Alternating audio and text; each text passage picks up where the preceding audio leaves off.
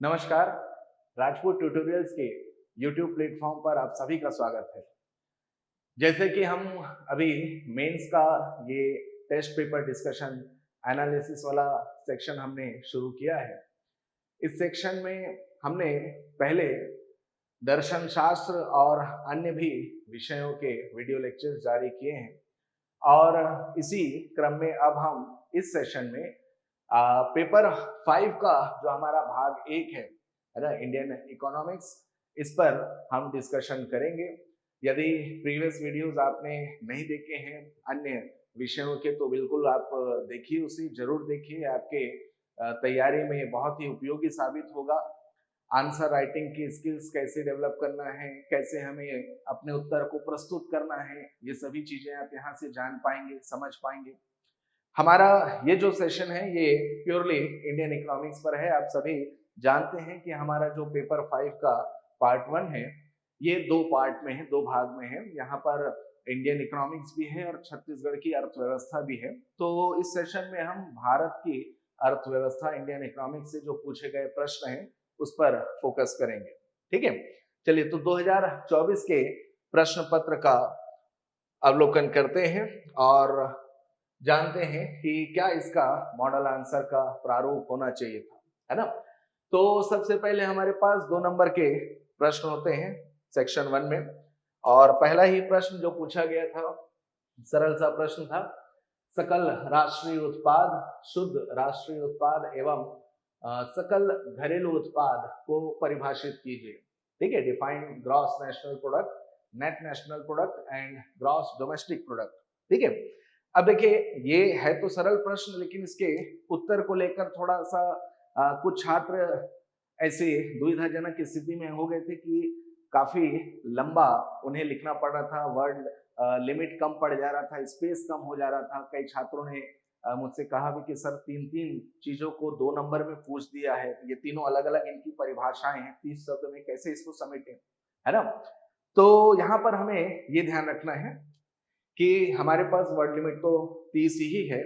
ठीक है, तो हम इस प्रश्न का उत्तर इस प्रकार दें कि एक को हम परिभाषित करें और बाकी 2 चीजों को हम उसमें ऐड कर दें, जोड़ दें, है ना। जैसे इस प्रश्न का उत्तर हम जीडीपी की परिभाषा से कर सकते हैं। ठीक है, जीडीपी ग्रॉस डोमेस्टिक प्रोडक्ट, सकल घरेलू उत्पाद। तो सकल घरेलू उत्पाद की परिभाषा को प्रस्तुत करते हुए उसी में हम सकल राष्ट्रीय उत्पाद के बारे में बता दिए और उसी से फिर हम शुद्ध राष्ट्रीय उत्पाद, है ना। तो सकल घरेलू उत्पाद क्या होता है, कैसे इसे परिभाषित करें। तो एक वित्त वर्ष के दौरान देश की भौगोलिक सीमा में, है ना, एक वित्त वर्ष के दौरान देश की भौगोलिक सीमा में उत्पादित अंतिम वस्तुओं एवं सेवाओं के कुल मौद्रिक मूल्य को उस देश का सकल घरेलू उत्पाद या जीडीपी कहा जाता है। ठीक है, GDP refers to the monetary total monetary value of finished goods and services produced within the physical boundary of the country। ठीक है, तो देश की भौगोलिक सीमा में एक वित्त वर्ष के दौरान उत्पादित अंतिम वस्तुओं एवं सेवाओं के मौद्रिक मूल्य को सकल घरेलू उत्पाद कहते हैं। अब इसी में, है ना, हम सकल राष्ट्रीय उत्पाद को भी लिंक कर सकते हैं। बस आपको यही बताना है कि जीडीपी में, है ना, जीडीपी में विदेशों से प्राप्त शुद्ध आय को समाहित कर, विदेशों से प्राप्त शुद्ध आय को समाहित कर जीएनपी या सकल राष्ट्रीय उत्पाद ज्ञात किया जाता है। ठीक है, by adding net income from abroad in GDP we obtain gross national product. ठीक है, और फिर इसी में हमको जोड़ देना है किसे, नेट नेशनल प्रोडक्ट, है ना। बस एक लाइन यही बताना है कि सकल राष्ट्रीय उत्पाद में से मूल्यह्रास को घटाकर शुद्ध राष्ट्रीय उत्पाद ज्ञात किया जाता है। By subtracting depreciation from gross national product we obtain net national product. ठीक है, तो परिभाषा हमको एक ही की देनी है, जीडीपी, और उसी में हम जोड़ दिए जीएनपी को और उसी से हम समझा दिए क्या, एनएनपी। ठीक है, क्योंकि हमारे पास वर्ड लिमिट केवल 30 ही है। ठीक, अगला प्रश्न, श्रम शक्ति भागीदारी दर से आप क्या समझते हैं? यह कार्य शक्ति भागीदारी से किस प्रकार भिन्न है? ठीक है, what do you understand by labour force participation rate? How it is different from work force participation rate? ठीक है, तो देखिए जो हमारे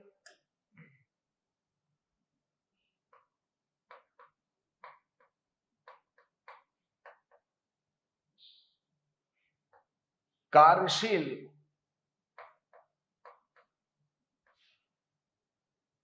श्रम कार्यशील श्रम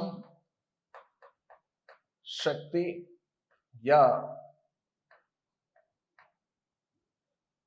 वर्किंग फोर्स होती है। ठीक है, कार्यशील श्रम शक्ति या वर्किंग फोर्स, ठीक है, किसे कहा जाता है? Working force. तो 16 देश की कुल आबादी में 16 से 64 वर्ष के आयु वर्ग वाले लोगों को, है ना, वर्किंग फोर्स या कार्यशील श्रम शक्ति कहा जाता है। ठीक है, अब लेबर फोर्स पार्टिसिपेशन रेट क्या है? तो हमारे वर्किंग फोर्स या कार्यशील श्रम, है ना, हमारे वर्किंग फोर्स या कार्यशील श्रम के का वह प्रतिशत, है ना, का वह प्रतिशत जो या तो कार्यरत है या फिर बेरोजगार या फिर सक्रिय रूप से कार्य की तलाश कर रहा है ना, हमारे कुल वर्किंग फोर्स की, है ना, हमारे कुल वर्किंग फोर्स का वह प्रतिशत, है ना, वह परसेंटेज जो या तो कार्यरत है, जो ऑलरेडी, है ना, एम्प्लॉयड है, या फिर बेरोजगार है, अनएम्प्लॉयड है, या फिर एक्टिवली वो कार्य की तलाश कर रहा है, उसे कहा जाता है लेबर फोर्स पार्टिसिपेशन रेट।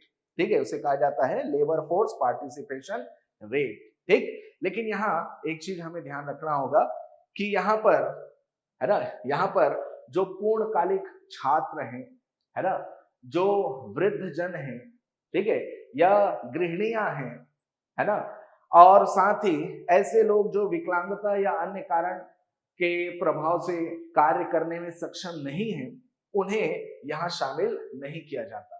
ठीक है, उन्हें एक्सक्लूड कर दिया जाता है, हटा दिया जाता है, और उन्हें हटाकर हम लेबर फोर्स पार्टिसिपेशन रेट, है ना, निकालते हैं। वहीं वर्क फोर्स पार्टिसिपेशन क्या होता है?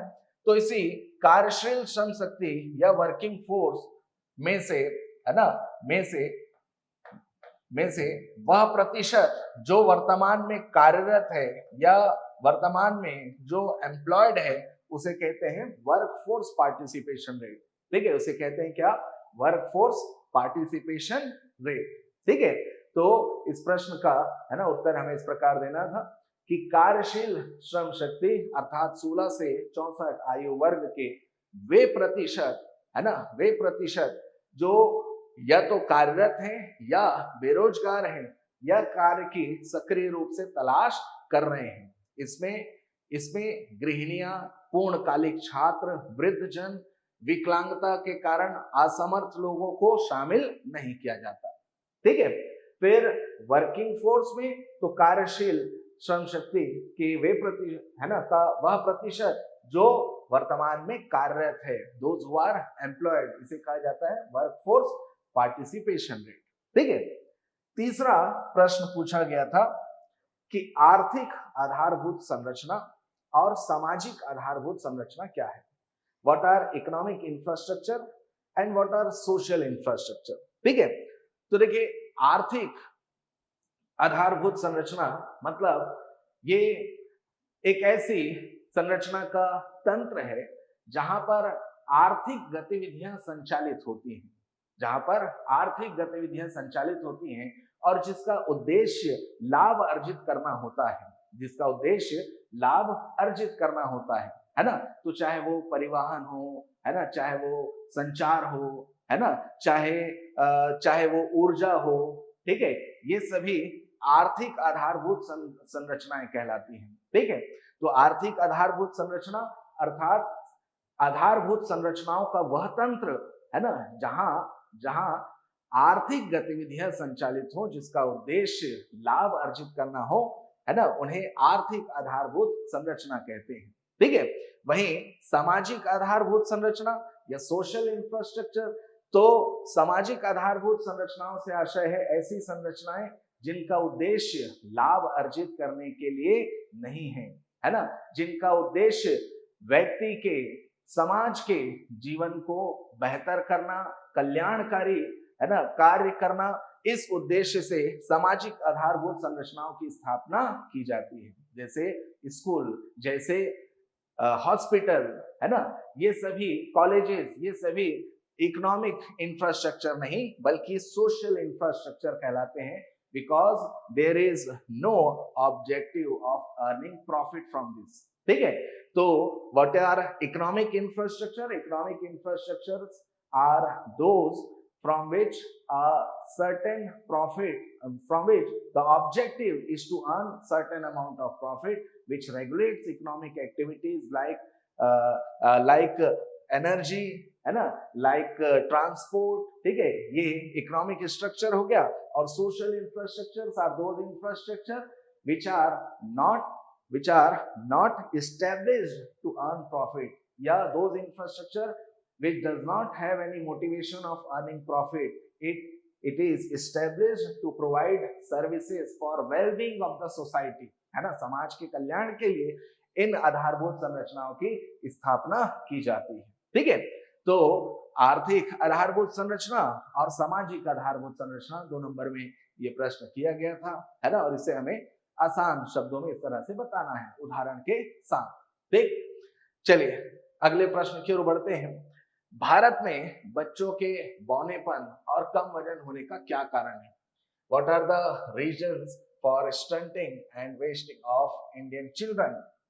ठीक है, तो भारत में बच्चों के बौनेपन व कम वजन होने का कोई एक कारण नहीं है ना, बल्कि ये विभिन्न कारणों के, है ना, विभिन्न कारणों का एक सामूहिक परिणाम है। ठीक है, जैसे कि गरीबी, ठीक है, पॉवर्टी, ठीक, जैसे कि मेलन्यूट्रिशन,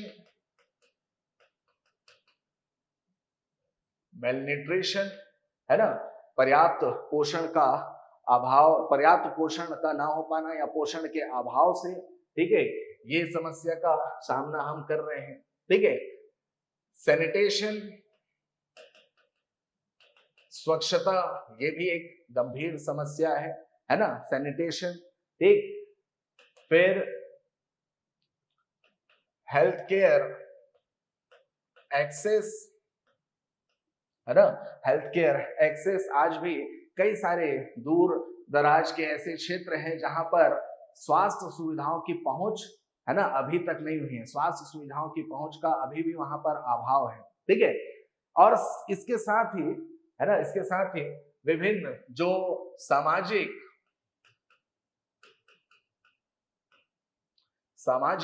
और आर्थिक असमानताएं हैं। ठीक है, सामाजिक और आर्थिक असमानताएं ये भी एक कारण बनते हैं भारत में बच्चों के बौनेपन और कम वजन होने का। ठीक है, तो जैसे कि मैंने कहा कि भारत में बच्चों के बौनेपन व कम वजन होने का, है ना, कोई एक कारण नहीं बल्कि ये विभिन्न कारणों का, है ना, सामूहिक परिणाम है। और इसमें कई कारण आते हैं, पॉवर्टी है, मेलन्यूट्रिशन है, सैनिटेशन है ना, हेल्थ एक्सेस है, ठीक है, और सोशियो इकोनॉमिक इंडिफरेंसेस है, सोशियो इकोनॉमिक इनइक्वालिटीज है। ठीक है, 5वां प्रश्न 2 नंबर में जो पूछा गया था, मानव विकास सूचकांक ह्यूमन डेवलपमेंट इंडेक्स के प्रतिमान क्या है ना, कौन कौन से इसके पैरामीटर्स हैं? तो केवल हमें प्रतिमान के बारे में यहाँ पर जानकारी देनी है। ठीक है, तो ह्यूमन डेवलपमेंट इंडेक्स के, है ना, 3 प्रतिमान हैं। कितने प्रतिमान हैं? 3। ठीक है, पहला प्रतिमान है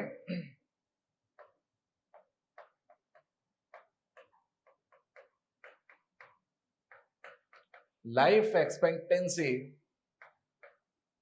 एट टाइम ऑफ बर्थ, जन्म के समय, जन्म के समय जीवन प्रत्याशा, ठीक है, life expectancy at time of birth, ठीक। फिर दूसरा दूसरा है इयर्स ऑफ स्कूलिंग, है ना, एक स्कूली वर्ष का समय। और तीसरा है ग्रॉस नेशनल इनकम, ठीक है, ग्रॉस नेशनल इनकम या सकल राष्ट्रीय आय, ठीक है। तो ह्यूमन डेवलपमेंट इंडेक्स 3 पैरामीटर्स पर निर्धारित किया जाता है ना। पहला है life expectancy at time of birth, है ना, ईयर्स ऑफ स्कूलिंग या एक्सपेक्टेड ईयर्स ऑफ स्कूलिंग, ठीक, स्कूली वर्ष का, है ना, समय, ग्रॉस नेशनल इनकम, सकल राष्ट्रीय आय, है ना। इन तीनों पैरामीटर्स के आधार पर ह्यूमन डेवलपमेंट इंडेक्स निकाला जाता है ना। एक यहाँ पर जानकारी ये भी दिया जा सकता था कि संयुक्त राष्ट्र के मानव विकास सूचकांक 2023-24 में 193 देशों में 193 देशों में भारत का स्थान 134वां रहा, है ना, जो भारत के लिए बिल्कुल एक चिंता का विषय है, ठीक है। 193 देशों में भारत का मानव विकास सूचकांक में, है ना, क्या स्थान रहा, तो 134वां, ये भी फैक्ट आप यहाँ पर बता सकते हैं, ठीक है। तो 2 नंबर के, है ना, ये 5 प्रश्न यहाँ पर पूछे गए थे जिस पर हमने चर्चा किया, ठीक है। सबसे पहला जीएनपी, एनएनपी और जीडीपी की परिभाषा, ठीक। फिर उसके बाद labour force participation, work force participation किसे कहते हैं, है ना, इकोनॉमिक इंफ्रास्ट्रक्चर और सोशल इंफ्रास्ट्रक्चर, ठीक है। और चौथा बच्चों के बौनेपन और कम वजन के कारण क्या क्या है और मानव विकास के, है ना, सूचकांक के प्रतिमान क्या है, what are the parameters of human development index, ठीक है। चलिए, ये तो बात हो गई 2 नंबर के प्रश्नों की, सरल प्रश्न यहाँ पर आए थे। कोई यहाँ पर ऐसा कोई डायनेमिक क्वेश्चन नहीं था जिसमें थोड़ा सोच विचार करना पड़े, सिंपल प्रश्न पूछे गए थे। अब बढ़ते हैं 4 नंबर के प्रश्नों की ओर, और 4 नंबर में, है ना, सबसे पहला प्रश्न ये था, भारत में रोजगार विहीन विकास के क्या कारण है ना, what are the reasons for jobless growth in India, ठीक। अब 60 शब्दों में लिखना एक अच्छा प्रश्न यहाँ पर आयोग ने किया था, ठीक है। तो बहुत ज्यादा कह लीजिए परिचय में हम इसमें शब्द अपने बयान नहीं कर सकते, कम शब्दों में, है ना, एक संक्षिप्त परिचय देते हुए बिल्कुल टू द पॉइंट हमको आंसर राइटिंग करना होगा, ठीक है। तो यहाँ पर, है ना, हम ये कह सकते हैं कि despite robust economic expansion in India as compare to South Asian countries, India's economic growth is jobless, India's economic growth is jobless, है ना, मतलब तीव्र आर्थिक विस्तार होने के बावजूद भी दक्षिण एशियाई देशों की तुलना में भारत का आर्थिक विकास रोजगार विहीन है ना। और क्यों है, तो इसके कारणों के बारे में बता दें। सबसे पहला कारण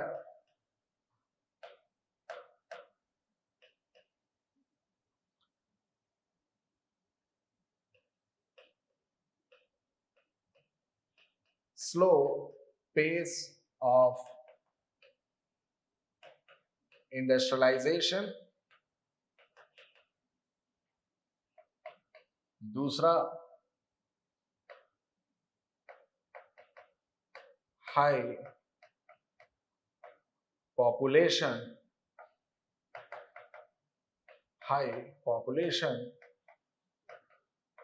growth rate, high population growth rate, फिर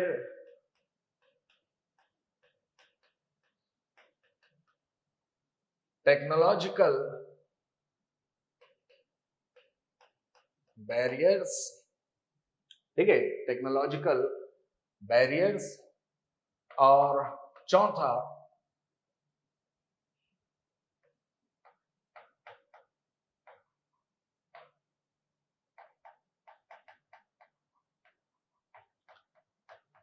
लैक ऑफ स्किल डेवलपमेंट। ठीक है, तो सबसे पहले है ना औद्योगिकीकरण, इंडस्ट्रियलाइजेशन या औद्योगिकीकरण की धीमी गति, स्लो पेस ऑफ इंडस्ट्रियलाइजेशन, है ना। हम यहाँ पर यह तर्क प्रस्तुत करें कि भारत का जो आर्थिक विकास दर है ये इसके सेवा क्षेत्र के कारण है ना तीव्र गति से बढ़ रहा है। हम बिल्कुल स्पष्ट तौर से ये कह सकते हैं, है ना, सेवा क्षेत्र का जिक्र यहाँ पर जरूर कर सकते हैं, क्योंकि सेवा क्षेत्र की भागीदारी देश की जीडीपी में लगभग 55% तक पहुंच गई है। ठीक है, और किसी भी देश का आर्थिक विकास का आधार उसका औद्योगिक क्षेत्र होता है, इंडस्ट्रियलाइजेशन, है ना। तो हम ये जरूर यहाँ पर कह सकते हैं कि औद्योगिक क्षेत्र की अपेक्षा सेवा क्षेत्र, है ना, की भागीदारी अधिक है ना। इसलिए औद्योगिक क्षेत्र में रोजगार सृजन की कमी है। इसलिए औद्योगिक क्षेत्र में रोजगार सृजन की क्या है, कमी है ना। तो औद्योगिकीकरण जिस रफ्तार से होनी चाहिए उस रफ्तार से भारत में औद्योगिकीकरण नहीं हो रहा है ना। आज भी भारत कई सारे मैन्युफैक्चर्ड प्रोडक्ट्स हम इंपोर्ट कर रहे हैं, आयात कर रहे हैं, है ना। तो भारत में जिस तीव्र गति से निवेश और औद्योगिकीकरण को बढ़ना चाहिए वो नहीं बढ़ रहा है। एक प्रमुख कारण भारत के, है ना, ये रोजगार विहीन विकास का बनता है। ठीक है, दूसरा कि भारत के उच्च जनसांख्यिकीय वृद्धि दर, है ना, भारत के उच्च जनसांख्यिकीय वृद्धि दर, हाई पॉपुलेशन ग्रोथ रेट के कारण, है ना, रोजगार पर दबाव बढ़ता जा रहा है। रोजगार पर दबाव क्या हो रहा है, बढ़ता जा रहा है। ठीक है ना। जितने आवश्यक कह लीजिए रोजगार सृजन की आवश्यकता है वर्तमान में, है ना, जो एम्प्लॉयमेंट क्रिएशन होना चाहिए वो एम्प्लॉयमेंट क्रिएशन हो नहीं रहा है, क्योंकि हमारा औद्योगिक क्षेत्र अभी भी पिछड़ा है। हमारे आर्थिक विकास में महत्वपूर्ण भूमिका सेवा क्षेत्र निभा रहा है। ठीक है, तो दूसरी तरफ जब हमारा पॉपुलेशन ग्रोथ रेट अधिक है ना, तो उच्च जनसांख्यिकीय वृद्धि दर के कारण रोजगार पर दबाव क्या हो रहा है, बढ़ता चला जा रहा है ना। तो एक तरफ हम देख रहे हैं कि देश आर्थिक विकास की गति को तो पकड़ रहा है, लेकिन यह विकास रोजगार विहीन है ना। एक देश की बड़ी आबादी आज भी बेरोजगार है। ठीक, तो इसका एक कारण, है ना, भारत की तीव्र गति से बढ़ने वाली जनसंख्या भी है, हाई पॉपुलेशन ग्रोथ रेट भी। ठीक है, तीसरा है टेक्नोलॉजिकल बैरियर्स। ठीक, टेक्नोलॉजिकल बैरियर्स या तकनीकी बाधाएं, है ना। तो आज कई सारे क्षेत्रों में, है ना, आज कई सारे क्षेत्रों में नवीन और उन्नत तकनीकों का उपयोग बढ़ चुका है, और जब कभी भी हम टेक्नोलॉजी पर निर्भर होने लगते हैं तो इससे, है ना, इससे हमारी जो वर्किंग फोर्स है ये प्रभावित होती है, क्योंकि टेक्नोलॉजी सीधा सीधा स्थान ले लेती है उन श्रमिकों का जिनसे, है ना, वह कार्य पूर्व में संचालित हो रहा था। तो उन श्रमिकों का रोजगार छीन जाता है ना, किसके एडवांसमेंट से, टेक्नोलॉजी। ठीक है, तो टेक्नोलॉजिकल बैरियर्स ये एक प्रमुख समस्या है ना। हम नवीन और उन्नत तकनीकों को अपना तो रहे हैं, लेकिन इन तकनीकों को अपनाने से हमारा, है ना, हमारे वर्किंग फोर्स में से, ठीक है, एक बड़े कह लीजिए मात्रा में लोग बेरोजगार भी हो रहे हैं। जैसे वर्तमान में आर्टिफिशियल इंटेलिजेंस, है ना, आर्टिफिशियल इंटेलिजेंस का उपयोग हम कर रहे हैं, और आर्टिफिशियल इंटेलिजेंस कई सारे, है ना, कार्यों को बिल्कुल मिनटों में, चुटकियों में पूर्ण कर देता है। तो आर्टिफिशियल इंटेलिजेंस का प्रभाव, है ना, एम्प्लॉयमेंट जनरेशन पर भी पड़ रहा है। इससे, है ना, कई सारे लोगों को, ठीक, इससे कई सारे लोगों का कार्य, उनका रोजगार प्रभावित हो रहा है। ठीक है, तो ये टेक्नोलॉजिकल एडवांसमेंट कहिए या टेक्नोलॉजिकल बैरियर्स कहिए, ये भारत के विकास को रोजगार विहीन या जॉबलेस बना रहा है। ठीक है, चौथा लैक ऑफ स्किल डेवलपमेंट, है ना, कौशल विकास ये शुरुआत से ही एक मेजर चैलेंज रहा है इंडियन इकोनॉमी के लिए, है ना। विभिन्न सारी योजनाओं के माध्यम से, कार्यक्रमों के माध्यम से कौशल विकास पर जोर तो दिया जाता है, लेकिन ग्रास रूट लेवल पर, जमीनी स्तर पर उनका सही इम्प्लीमेंटेशन नहीं होने के कारण आज भी हमारे जो युवा वर्ग है ना, ये स्किलफुली डेवलप्ड नहीं है ना, ये स्किलफुली डेवलप्ड नहीं है। शिक्षा का विस्तार हम बड़े पैमाने पर कर रहे हैं, बड़े पैमाने पर हम कॉलेजेस, है ना, कॉलेजेस, स्कूल कॉलेजेस स्थापित कर रहे हैं, ठीक है, लेकिन उस स्तर पर, है ना, या उसके अनुपात में हम रोजगार उपलब्ध नहीं करा पा रहे हैं, क्योंकि कहीं ना कहीं आज की, है ना, ये जो हमारी व्यवस्था है इसमें कौशल विकास का आज भी अभाव है, ठीक है। तो भारत के जॉबलेस ग्रोथ का क्या प्रमुख कारण है, तो ये 4, है ना, पॉइंट्स में हम इसे एक्सप्लेन कर सकते हैं। औद्योगिकीकरण की धीमी गति, उच्च जनसांख्यिकीय वृद्धि दर, ठीक है, टेक्नोलॉजिकल बैरियर्स या तकनीकी बाधाएं, और लैक ऑफ स्किल डेवलपमेंट, कौशल विकास का अभाव, ठीक है। चलिए बढ़ते हैं अगले प्रश्न की ओर। अगला प्रश्न पूछा गया था गरीबी वाले चैप्टर से, और यहां पूछा गया था कि निरपेक्ष और सापेक्ष गरीबी को परिभाषित कीजिए। निरपेक्ष गरीबी और सापेक्ष गरीबी, define absolute poverty and relative poverty, है ना, और उनका किस प्रकार मापन होता है, ठीक, और एके सेन के द्वारा, है ना, सापेक्ष गरीबी का माप क्या है, ठीक। तो देखिए 2-3 चीजें हैं इस प्रश्न में। यहाँ पर हमें एब्सोल्यूट पॉवर्टी और रिलेटिव पॉवर्टी को डिफाइन भी करना है, कैसे उनका मापन होता है यह भी बताना है ना, और साथ में सेन इंडेक्स के बारे में भी बताना है, जो संबंधित है किससे, रिलेटिव पॉवर्टी के मापन से, ठीक है। अब देखिए सबसे पहले चर्चा करें निरपेक्ष गरीबी के बारे में, है ना, एब्सोल्यूट पॉवर्टी, ठीक। तो इसे आप इस तरह से परिभाषित कर सकते हैं, इस तरह से इसको उत्तर दे सकते हैं कि नीति आयोग के अनुसार, है ना, नीति आयोग के अनुसार यदि कोई व्यक्ति अपनी मूलभूत आवश्यकताएं, है ना, यदि कोई व्यक्ति अपनी मूलभूत आवश्यकताएं जैसे शिक्षा, स्वास्थ्य, रोटी, कपड़ा और मकान, है ना, पारंपरिक रूप से 3 चीजों को मूलभूत आवश्यकताएं कहा जाता था, रोटी, कपड़ा और मकान। इसमें अब 2 और अनिवार्य चीजों को जोड़ दिया गया है, वो है क्या, शिक्षा और स्वास्थ्य, ठीक है। तो नीति आयोग के अनुसार, है ना, नीति आयोग के अनुसार यदि कोई व्यक्ति अपनी मूलभूत आवश्यकताएं अर्थात रोटी, कपड़ा, मकान, शिक्षा और स्वास्थ्य, ठीक है, को पूरा करने में असमर्थ है, को पूरा करने में असमर्थ है या सक्षम नहीं है, तो उसे निरपेक्ष गरीबी कहा जाता है ना। देख, according to NITI Aayog, if a person is unable to meet its fundamental needs like food, shelter, clothing, education, है ना, qualityful education and better health facilities, this is referred as absolute poverty, इसे कहा जाता है निरपेक्ष गरीबी, ठीक है। और यह अल्पविकसित और विकासशील देशों में प्रायः देखी जाती है, जहां पर लोग इन मूलभूत, है ना, आवश्यकताओं को पूरा करने में समर्थ नहीं होते, ठीक है।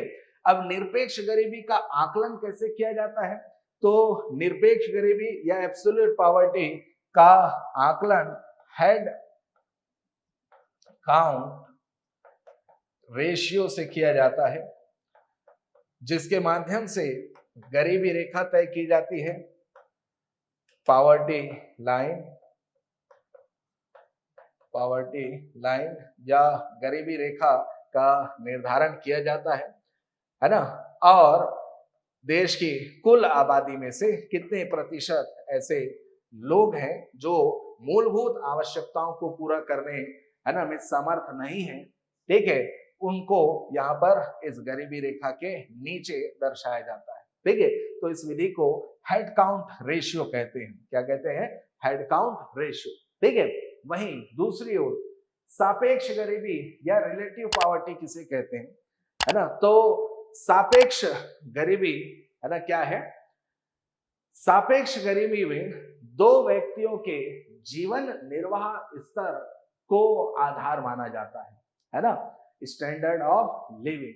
ठीक है, सापेक्ष गरीबी क्या है, सापेक्ष गरीबी से आशय है जब कोई एक व्यक्ति है ना जीवन निर्वाह स्तर के आधार पर दूसरे व्यक्ति के है ना, दूसरे व्यक्ति के एक सापेक्ष, ठीक है, दूसरे व्यक्ति के सापेक्ष समर्थ ना हो, उसे सापेक्ष गरीबी कहते हैं, है ना।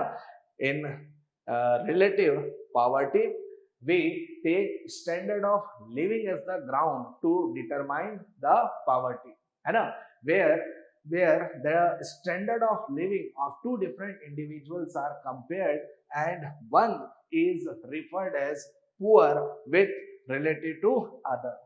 ठीक है, तो इसे रिलेटिव पॉवर्टी या सापेक्ष गरीबी कहते हैं, है ना। इसका मूलभूत आवश्यकताओं से कोई लेना देना नहीं है ना, यहाँ पर मूलभूत आवश्यकताएं नहीं बल्कि जीवन निर्वाह स्तर या स्टैंडर्ड ऑफ लिविंग को आधार माना जाता है। ठीक है, और ये जो सापेक्ष गरीबी है ये विकसित देशों की अवधारणा है। विकसित देशों में प्रायः गरीबी का मूल्यांकन सापेक्ष गरीबी से किया जाता है। ठीक है ना। और सापेक्ष गरीबी का आकलन कैसे करते हैं, हाउ इट इज मेजर्ड, तो रिलेटिव पॉवर्टी या सापेक्ष गरीबी का आकलन, है ना, सापेक्ष गरीबी का आकलन गिनी गुणांक के द्वारा किया जाता है। ठीक है, गिनी गुणांक या गिनी कोफिशिएंट। ठीक है, लॉरेंस कर्व, लॉरेंस वक्र, है ना, जिसके आधार पर असमानता इनइक्वालिटी तय की जाती है और गिनी गुणांक या गिनी कोफिशिएंट के आधार पर मेजर किया जाता है किसी रिलेटिव पॉवर्टी को, है ना। वही सेन इंडेक्स क्या है ना, तो प्रोफेसर सेन ने, ठीक है, सेन ने भारत के नोबेल विजेता अर्थशास्त्र में, इन्होंने रिलेटिव पॉवर्टी के मापन की एक विधि बनाई है ना, जो एक कह लीजिए जो एक समयोजित विधि है जहां पर कई सारी चीजों का समावेश है ना। तो सेन इंडेक्स पॉपुलरली इसे हम कहते हैं, है ना, प्रोफेसर अमर सेन के द्वारा तैयार किए गए इस सेन इंडेक्स, इस सेन इंडेक्स में सबसे पहला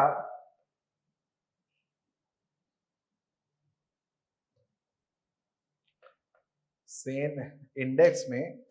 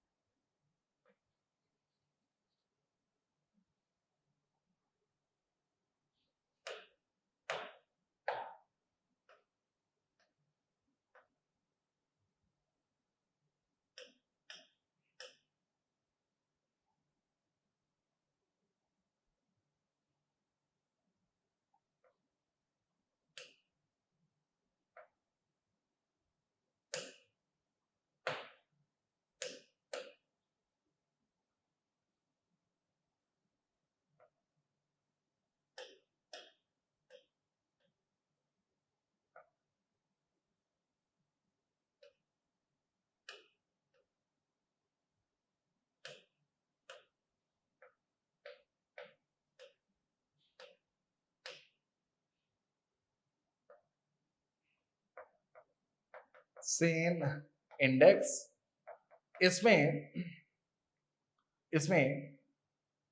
इनकम ऑफ पुअर, ठीक है, income of poor, head count ratio, head count ratio,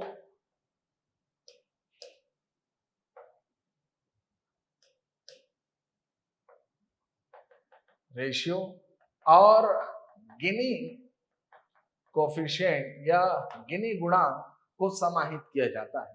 ठीक है ना।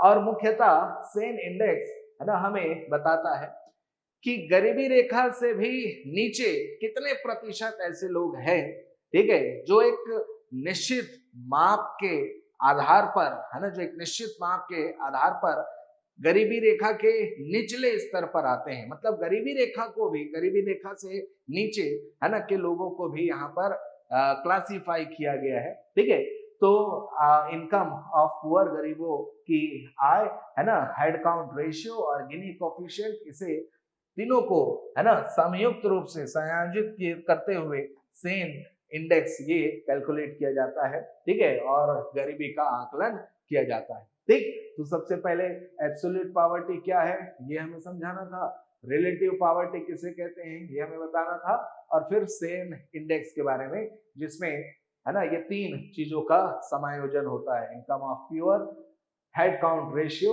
और गिनी गुणांक। ठीक, चलिए बढ़ते हैं अगले प्रश्न की ओर। अगला प्रश्न है, भारतीय अर्थव्यवस्था में डिजिटाइजेशन की क्या स्थिति है? इसमें आने वाली समस्याओं का परीक्षण कीजिए है ना, तथा सुधार के उपाय सुझाइए। ठीक, what is the status of digitization in economy and examine the problems faced in this regard and suggest improvements. ठीक है, अब देखिए इस प्रश्न के है ना दो पहलू हैं। पहला कि डिजिटाइजेशन का स्टेटस भारत में क्या है ना, ये हमें बताना है। ठीक है, और दूसरा कि डिजिटाइजेशन से जुड़े क्या समस्याएं हैं और क्या उनका निराकरण है, प्रॉब्लम्स है और क्या उनके सॉल्यूशन। ठीक है, तो सबसे पहले हम चर्चा करेंगे भारत में डिजिटाइजेशन के स्टेटस पर, और फिर चर्चा करेंगे है ना समस्याओं और समाधान पर। ठीक है, आइए देखिएगा।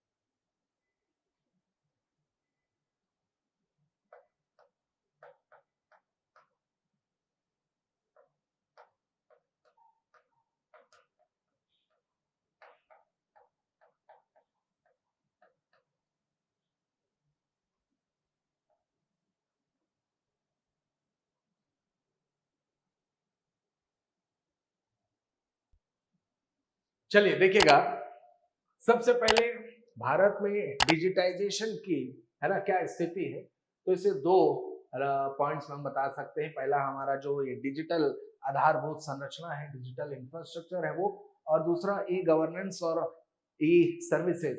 ठीक है, तो जब हम डिजिटल इंफ्रास्ट्रक्चर की बात करते हैं तो सबसे अग्रणी है इसमें आधार।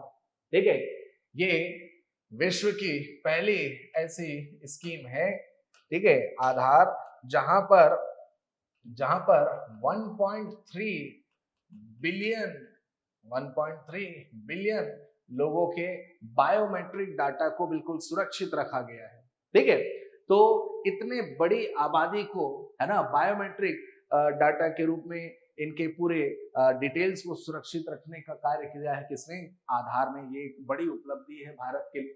ठीक, इंटरनेट की बात करें तो भारत में है ना, भारत आज पूरे विश्व में सबसे ज्यादा उपयोग इंटरनेट का उपयोग करने वाले देशों में है। सबसे ज्यादा एक्टिव यूजर्स की संख्याओं की बात करें है ना, तो 840 मिलियन इंटरनेट यूजर्स वाला देश है हमारा क्या? भारत। 840 मिलियन लोग उपयोग करते हैं किसका? इंटरनेट का, है ना। वहीं डिजिटल पेमेंट की बात करें तो यूपीआई, यूनिफाइड पेमेंट इंटरफेस या डिजिटल पेमेंट में वर्तमान की जो स्थिति है 10 बिलियन मंथली ट्रांजैक्शन, ठीक है, 10 बिलियन मंथली ट्रांजैक्शन आज भारत से हो रहा है। ठीक है, 10 बिलियन का क्या? 10 बिलियन का मंथली ट्रांजैक्शन आज डिजिटल पेमेंट के मोड में हो रहा है इस यूनिफाइड पेमेंट इंटरफेस के जरिए। ठीक है, वहीं ई गवर्नेंस और सर्विसेज में सबसे पहले डिजिटल इंडिया जैसी जो स्कीम है, ठीक है, तो डिजिटल इंडिया के तहत कई सारी सेवाएं, कई सारे पोर्टल्स हैं, कई सारे एप्लीकेशंस हैं, जिसमें आप यहाँ पर डिजी लॉकर का जिक्र कर सकते हैं। ठीक है, डिजी लॉकर भारत सरकार के द्वारा है ना प्रदान की जाने वाली एक ऐसी व्यवस्था जिसमें आप अपने समस्त दस्तावेजों को सुरक्षित रख सकते हैं। ठीक है, समस्त दस्तावेजों को है ना आप इसमें सुरक्षित रख सकते हैं, है ना। डिजी लॉकर ये आज एक ऐसी स्कीम बन चुकी है, एक ऐसा ये ऐप है जिसके 150 मिलियन एक्टिव यूजर्स हैं, है ना। 150 मिलियन इसके एक्टिव यूजर्स हैं, जिसके माध्यम से हम सभी अपने महत्वपूर्ण दस्तावेजों को इसमें सुरक्षित रख सकते हैं। ठीक है, फिर कोविड-19 के बाद टेलीमेडिसिन के क्षेत्र में हमें एक बड़ा विस्तार देखने को मिला। कई सारी कंपनियां हैं, जैसे प्रेक्टो, है ना, भारत की एक निजी कंपनी है जो इसमें कार्य कर रही है, इस क्षेत्र में कार्य कर रही है प्रेक्टो। ठीक है, जिसने टेलीमेडिसिन सेवाओं को बेहतर किया है।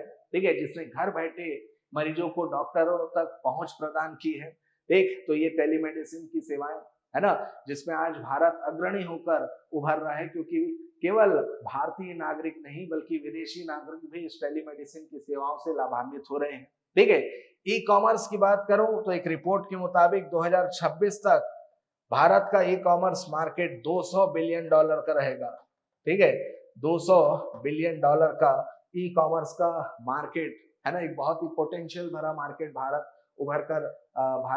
का ये ई कॉमर्स मार्केट उभर कर आ रहा है। ठीक है, ई गवर्नेंस का जिक्र करें, है ना, तो ई गवर्नेंस में कई सारी सेवाएं आती हैं, कई सारे पोर्टल्स हैं, है ना। यहाँ आप माई जीओवी या माई गवर्नमेंट पोर्टल का जिक्र कर सकते हैं, है ना, जिसके माध्यम से न केवल सरकार ने पारदर्शिता को और बेहतर किया है बल्कि लोगों की सहभागिता को भी बढ़ाई है। ठीक है, पीपल्स पार्टिसिपेशन को, है ना, बेहतर किया है। लोग सीधे सरकार से कनेक्ट होकर अपनी राय, अपने विचार यहाँ पर साझा कर सक रहे हैं, है ना। सरकार इसके माध्यम से अपने समस्त योजनाएं, अपने समस्त कार्यक्रमों को पारदर्शी रूप से प्रस्तुत कर पा रही है। तो इससे ई गवर्नेंस को, है ना, और बढ़ावा मिल रहा है, भारत का ई गवर्नेंस और बेहतर हो रहा है। ठीक है, अब इससे जुड़ी, डिजिटाइजेशन से जुड़ी समस्याएं और उनका निराकरण क्या होगा। तो एक सबसे बड़ी समस्या है ये रूरल अर्बन गैप, है ना, सबसे बड़ी समस्या है रूरल अर्बन गैप। ठीक है, आज इंटरनेट कनेक्टिविटी की बात करें है ना। तो भले ही number of active users Bharat में सबसे अधिक है ना, लेकिन जब हम इन यूजर्स को क्षेत्रीय आधार पर बांटे तो ग्रामीण क्षेत्र में, है ना, ग्रामीण क्षेत्र में इंटरनेट यूजर्स कुल 30% हैं, और वहीं शहरी क्षेत्र में, ठीक है, शहरी क्षेत्र में इंटरनेट यूजर्स 70% है ना। तो 100 में से 30 लोग ग्रामीण क्षेत्र से हैं और 70 लोग शहरी क्षेत्र से हैं, ठीक है। तो ये जो रूरल अर्बन गैप है ना, ये गैप बढ़ रहा है, ठीक। अब इसका निराकरण क्या है ना। तो इसका निराकरण जैसे भारत नेट जैसी जो परियोजना है ना, जो हमारी फ्लैगशिप परियोजना है, फ्लैगशिप प्रोजेक्ट है, जिसमें हम ग्राम पंचायतों को 100 Mbps की स्पीड के साथ डिजिटली कनेक्ट कर रहे हैं, है ना। तो मई 2025 की स्थिति में लगभग 2.14 लाख, है ना, ग्राम पंचायतों को, 2.14 लाख ग्राम पंचायतों को, ठीक है, इस भारत नेट परियोजना के तहत जोड़ा जा चुका है। अभी भी, ठीक है, कई सारे ऐसे ग्राम पंचायत हैं जो इस भारत नेट परियोजना से जुड़े नहीं हैं। तो हमारे लिए ये रूरल अर्बन गैप को कम करने का एक सबसे बड़ा, है ना, कह लीजिए साधन, और सबसे बेहतर साधन यही होगा कि इस बहुप्रतीक्षित परियोजना का विस्तार और जल्दी से करें, जमीनी स्तर पर, है ना, इसका इम्प्लीमेंटेशन और बेहतर करें, जिससे इंटरनेट कनेक्टिविटी ग्रामीण क्षेत्रों में बढ़े और इंटरनेट यूजर्स ग्रामीण क्षेत्रों के, है ना, बढ़ने लगे, ठीक है। वहीं दूसरी समस्या है कनेक्टिविटी की, ठीक है। आज भी कई सारे ग्रामीण क्षेत्र ऐसे हैं जहां पर नियमित रूप से, है ना, नियमित रूप से पावर कट की समस्याएं हैं, है ना, नियमित रूप से जहां पर बिजली कटौती होती है, जहां पर, है ना, पावर कट की, जैसे कह लीजिए गर्मियों के दिनों में खासकर भी हमने देखा, ठीक है। तो पावर कट की समस्याओं से आज भी ग्रामीण भारत, है ना, गुजर रहा है, ठीक है। शहरी क्षेत्रों में भी ग्रामीण क्षेत्रों के समान पावर कट होने लगे हैं, है ना। तो इससे कनेक्टिविटी की समस्या बढ़ जाती है, इससे, है ना, क्या होती है, कनेक्टिविटी की समस्या बढ़ जाती है, ठीक है। तो इसके लिए क्या उपाय है, इसके लिए उपाय ये है ना, कि प्रधानमंत्री मुफ्त बिजली, है ना, योजना जो है, प्रधानमंत्री मुफ्त बिजली योजना, पीएम सोलर, ठीक है, मुफ्त बिजली योजना का विस्तार करना, प्रधानमंत्री, है ना, सौर मुफ्त बिजली योजना का विस्तार, ठीक है, जहां पर, है ना, जहां पर सरकार सोलर पैनल्स की स्थापना में सब्सिडी दे रही है, तो लोगों को हमें जागरूक करना होगा, ठीक है, इसमें एक्टिव पार्टिसिपेशन को बढ़ाना होगा, ठीक, जिससे हमारी बिजली पर जो डिपेंडेंसी है ना, ये जो तापीय ऊर्जा, थर्मल एनर्जी पर जो डिपेंडेंसी है वो भी कम होगी, कनेक्टिविटी की समस्या भी दूर होगी, है ना। दूसरा कि ग्रामीण क्षेत्रों में हम देखते हैं कि टावरों की संख्या, मोबाइल टावरों की संख्या, है ना, आज भी कम है। आज भी कई सारे ऐसे दूर दराज के क्षेत्र हैं जहां पर हमारा मोबाइल नेटवर्क गायब हो जाता है, ठीक है। तो सरकार को इससे संबंधित कुछ ऐसी योजना लानी चाहिए जो निजी क्षेत्र के कंपनियों को सब्सिडियां प्रदान करे, है ना, निजी क्षेत्र को कंपनियों को ग्रामीण क्षेत्र में, है ना, टावर स्टैब्लिश करने के लिए, टावर स्थापित करने के लिए टैक्स में रियायत दें, टैक्स में छूट दें, सब्सिडी प्रदान करें, जिससे ये जो कनेक्टिविटी की समस्या है ये बढ़े, ठीक है। तीसरी एक प्रमुख चुनौती है साइबर सिक्योरिटी की, है ना।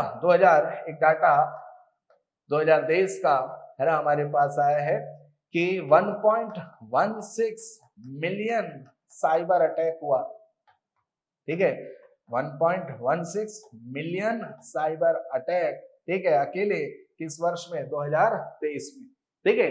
तो जैसे जैसे डिजिटाइजेशन बढ़ रहा है, साइबर सिक्योरिटी एक प्रमुख समस्या उभर कर आ रही है ना।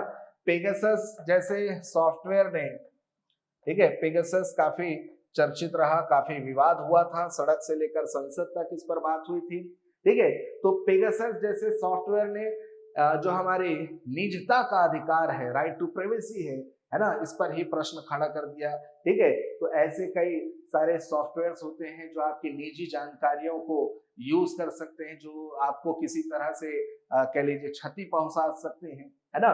तो ये सभी साइबर सिक्योरिटी और निजता से, है ना, संबंधित समस्याएं हैं जिस पर हमें ध्यान देना होगा। ठीक है, तो इसके लिए हमें डिजिटल लिटरेसी को और बढ़ावा देना होगा, डिजिटल लिटरेसी को, है ना, और प्रमोट करना होगा।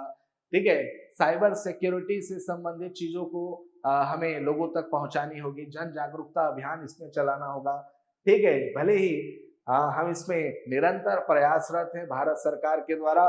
ठीक है, डिजिटल लिटरेसी को बढ़ावा देने के लिए कई सारे प्रयास किए जा रहे हैं, है ना। हम नियमित रूप से देखते हैं आरबीआई व अन्य ऐसे सरकारी एजेंसियों के द्वारा एड्स आते हैं जो लोगों को जागरूक करते हैं, है ना, इस साइबर सिक्योरिटी को लेकर। तो ऐसे प्रयासों को और ज्यादा बढ़ावा देना होगा जिससे, है ना, साइबर सिक्योरिटी और निजता की जो समस्या है, ये समस्या का निराकरण किया जा सके। ठीक है, तो ये जो प्रश्न है हमारा, इस प्रश्न को, है ना, इन दो पॉइंट्स में हम इसको प्रस्तुत करें।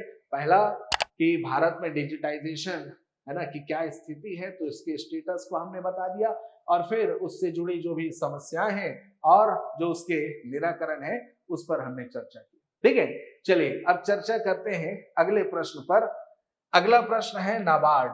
ठीक है, तो नाबार्ड के कार्यों को संक्षिप्त में समझाइए, explain in brief the functions of NABARD. ठीक है, तो सबसे पहले यहाँ पर संक्षिप्त में हमें नाबार्ड के बारे में बताना है। ठीक है, कि ये नाबार्ड क्या है ना, किस उद्देश्य से स्थापित हुआ है, कब स्थापित हुआ है, संक्षिप्त में। ठीक, फिर उसके कार्यों पर चर्चा करेंगे, फिर उसके, है ना, किस पर चर्चा करेंगे, कार्यों पर। ठीक है, चलिए नाबार्ड के एक संक्षिप्त परिचय के साथ उसके कार्यों पर चर्चा करेंगे, है ना। सबसे पहले तो आप इसके फुल फॉर्म को बताइए। ठीक है, national bank for agriculture and rural development. ठीक है, नाबार्ड की स्थापना भारत सरकार के द्वारा गठित शिव रमन समिति के द्वारा की गई। ठीक है, भारत सरकार के द्वारा गठित क्या, शिव रमन समिति के द्वारा नाबार्ड की, है ना, स्थापना वर्ष 1982 में की गई। ठीक है, फिर आते हैं नाबार्ड के कार्यों पर, है ना, फंक्शंस पर। तो नाबार्ड के ऐसे तो बहुत से कार्य हैं, लेकिन संक्षिप्त में हमें बताना है। ठीक है, यहाँ पर 4 कार्यों को बताते हुए हम अपने उत्तर को पूर्ण कर सकते हैं। सबसे पहला और महत्वपूर्ण कार्य, नाबार्ड की स्थापना किस लिए हुई, तो नाबार्ड की स्थापना, है ना, कृषि और ग्रामीण विकास को ध्यानगत रखते हुए हुई है ना। तो पहला कार्य क्या है, पहला कार्य है कि बैंकों को, ठीक है, बैंकों को कृषि क्षेत्र में विकास हेतु, एग्रीकल्चर सेक्टर में, है ना, डेवलपमेंट के लिए एक जो भी ऋण उपलब्ध कराना होता है, ठीक है, तो पर्याप्त ऋण की उपलब्धता हो कृषि क्षेत्र के लिए, है ना, इसके लिए बैंकों को पुनर्वित्त या रीफाइनेंस प्रदान करता है कौन, नाबार्ड। ठीक है, तो कृषि व ग्रामीण क्षेत्रों के विकास के लिए अधिक से अधिक ऋण उपलब्ध कराने हेतु बैंकों को, है ना, रीफाइनेंस या पुनर्वित्त की उपलब्धता सुनिश्चित करता है कौन, नाबार्ड। ठीक है, दूसरा कि विभिन्न सरकारी योजनाओं और कार्यक्रमों के संचालन के लिए, ठीक है, जो केंद्रित है ग्रामीण विकास के लिए, कृषि और ग्रामीण विकास के लिए, ठीक है, इन योजनाओं, है ना, और कार्यक्रमों के संचालन हेतु पूंजी उपलब्ध कराना, है ना, कैपिटल प्रोवाइड करना या पूंजी उपलब्ध कराना, ये एक प्रमुख कार्य होता है नाबार्ड का। ठीक है, फिर वहीं क्षेत्रीय ग्रामीण बैंक, क्षेत्रीय ग्रामीण बैंक जिसे आरआरबी कहते हैं, है ना, और कोऑपरेटिव बैंक, ठीक है, तो क्षेत्रीय ग्रामीण बैंक और कोऑपरेटिव बैंक जिनकी स्थापना ही ग्रामीण क्षेत्रों में बैंकिंग गतिविधियों के विस्तार के साथ ग्रामीण क्षेत्रों में पर्याप्त है ना ऋण की उपलब्धता सुनिश्चित करना, ग्रामीण क्षेत्रों के आर्थिक गतिविधियों को है ना सुचारू रूप से कह लीजिए संचालित करने के लिए वित्त उपलब्ध कराना, इसके लिए इन क्षेत्रीय ग्रामीण बैंक और कोऑपरेटिव बैंकों की स्थापना हुई है। तो नाबार्ड क्या करता है, नाबार्ड है ना क्षेत्रीय ग्रामीण बैंक और कोऑपरेटिव बैंक इनकी नियमित रूप से सुपरविजन करता है ना, इनके अभिलेखों की जांच करता है, ठीक है, और नवीन तकनीकों के उपयोग से कैसे बैंकिंग सुविधाओं को बेहतर किया जा सके इससे संबंधित सुझाव देता है। ठीक है, तो क्षेत्रीय ग्रामीण बैंक और कोऑपरेटिव बैंकों का सुपरविजन है ना, इनके अभिलेखों का परीक्षण और नई तकनीकों के माध्यम से बैंकिंग सुविधाओं को बेहतर करने हेतु सुझाव नाबार्ड के द्वारा नियमित रूप से प्रदान किया जाता है। ठीक है, वहीं चौथा कार्य ग्रामीण क्षेत्र में है ना इनोवेशन को बढ़ावा देने के लिए, ठीक है, ग्रामीण क्षेत्र में है ना इनोवेशन को बढ़ावा देने के लिए नाबार्ड के द्वारा रूरल इनोवेशन फंड बनाया गया है। ठीक है, रूरल इनोवेशन फंड। ठीक, तो ग्रामीण क्षेत्र में नवाचार को है ना बढ़ावा मिल सके, ठीक, नए नए कह लीजिए स्टार्टअप्स जो हैं इनका हम उपयोग ग्रामीण क्षेत्र में कैसे कर सकते हैं, ग्रामीण क्षेत्र को कैसे इनसे लाभान्वित कर सकते हैं, है ना। तो कृषि कार्य हो गया या अन्य ग्रामीण क्षेत्र से जुड़े कार्यों में हम क्या नवीन तकनीकों को अपना सकते हैं, इससे जुड़े नवाचार या इनोवेशन को लेकर फंडिंग ये भी नाबार्ड के द्वारा उपलब्ध कराई जाती है।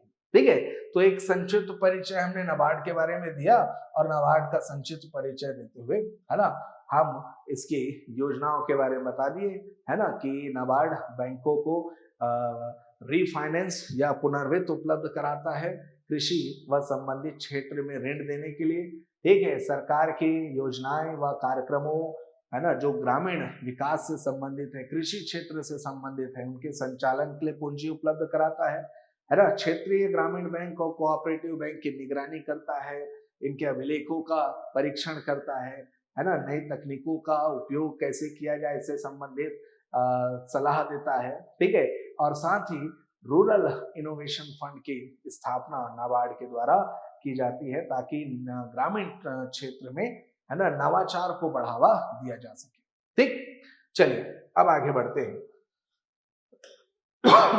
अब है हमारा ये सेक्शन 3 है ना, तो 8 नंबर का प्रश्न यहाँ से किया जाता है, 100 वर्ड्स में हमें इसे लिखना होता है। ठीक, और एक बड़ा अच्छा प्रश्न 2024 के इस प्रश्न पत्र में 8 नंबर में पूछा गया था, है ना, कि as economic develops market forces first increase then decrease economic inequality, है ना, जैसे जैसे अर्थव्यवस्था विकसित होती है बाजार की शक्तियां पहले आर्थिक असमानताओं को बढ़ाती है, तदुपरांत विषमताएं कम होती है ना।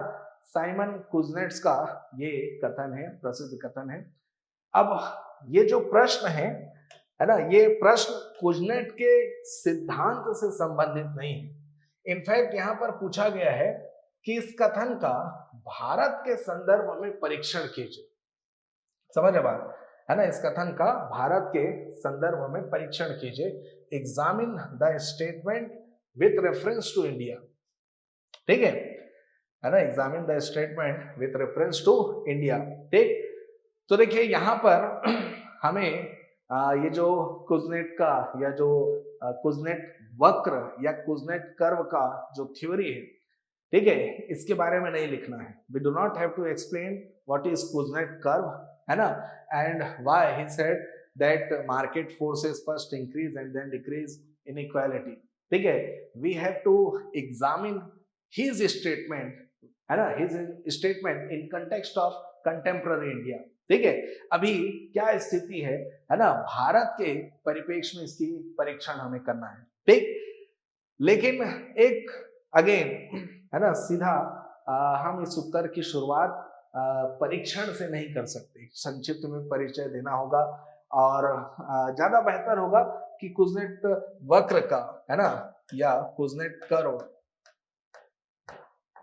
कुजनेट कर्व है ना क्या है, ठीक है। इसे जोड़ते हुए हम इसके परीक्षण पर आए, ठीक। लेकिन बहुत ज्यादा व्याख्या नहीं होनी चाहिए, है ना। एक छोटा सा आप यहाँ पर डायग्राम भी बना सकते हैं। कुजनेट कर्व में जो ये डायग्राम दिया जाता है, एक्सप्लेन किया जाता है, तो साइड में एक छोटा सा डायग्राम हमने बना दिया, है ना। और फिर कुजनेट कर्व या कुजनेट के सिद्धांत की, है ना, एक संक्षिप्त में परिचय देते हुए, ठीक, हम अपने टॉपिक पर आए, ठीक है। तो क्या है ये कुजनेट कर्व?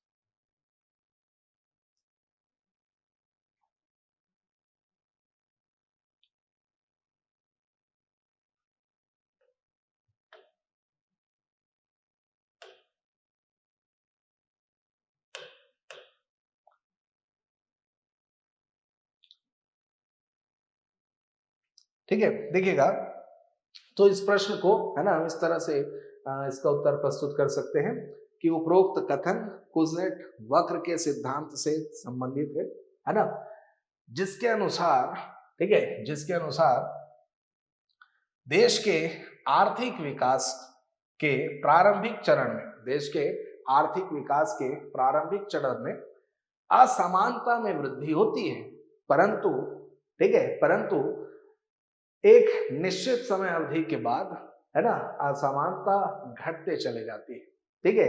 देश के, है ना, प्रारंभिक आर्थिक विकास के दौरान असमानता में वृद्धि होती है, लेकिन एक समय अवधि के बाद असमानता घटती चली जाती है, ठीक है।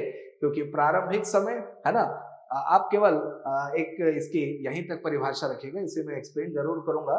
क्योंकि प्रारंभिक समय में आर्थिक विकास औद्योगिकीकरण से शुरू होता है, और औद्योगिकीकरण जब होता है देश में, तो कृषि, है ना, से श्रमिक औद्योगिक क्षेत्र की ओर आते हैं, कृषि से श्रमिक किस ओर आते हैं, औद्योगिक क्षेत्र, है ना। ग्रामीण क्षेत्रों से पलायन होता है बड़ी मात्रा में शहरी क्षेत्रों की ओर, है ना, नए रोजगार की तलाश में, बेहतर रोजगार की तलाश में, ठीक है।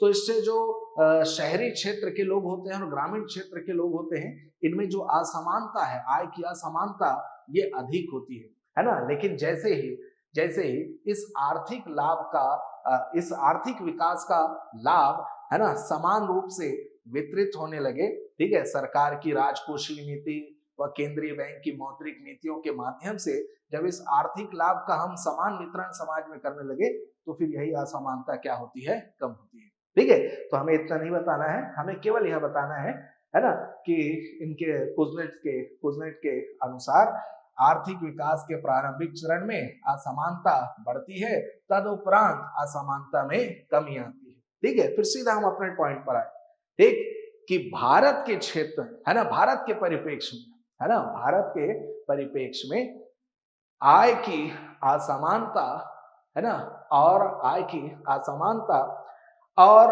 आर्थिक विकास का संबंध एक जटिल संबंध है, जिसे निम्न आधारों पर समझा जा सकता है, ठीक है। और किन आधारों पर समझा जा सकता है? तो यहाँ पर ये 5 बिंदु हैं जिस पर हम डिस्कशन करेंगे, ठीक है, कि क्यों हम, है ना, ये कह रहे हैं कि भारत में, है ना, कुजनेट का यह सिद्धांत लागू नहीं होता, ठीक है, कुजनेट का यह सिद्धांत लागू नहीं होता, ठीक है। सबसे पहला, पोस्ट लिबरलाइजेशन ग्रोथ और इनइक्वालिटी सर्ज, है ना, लिबरलाइजेशन, उदारीकरण के बाद भारत में हुआ आर्थिक विकास और असमानता में वृद्धि, इनइक्वालिटी सर्ज अर्थात असमानता में वृद्धि, ठीक है। तो देखिए 1991 से लेकर 2024 तक, है ना, देश का जो औसतन आर्थिक विकास दर रहा, है ना, ये 6.4% आता है।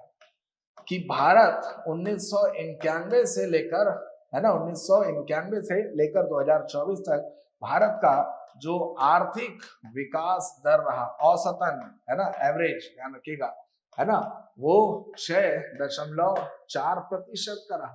ठीक है ना। लेकिन इस दौरान असमानता या इनइक्वालिटी भी बहुत अधिक बढ़ी, है ना।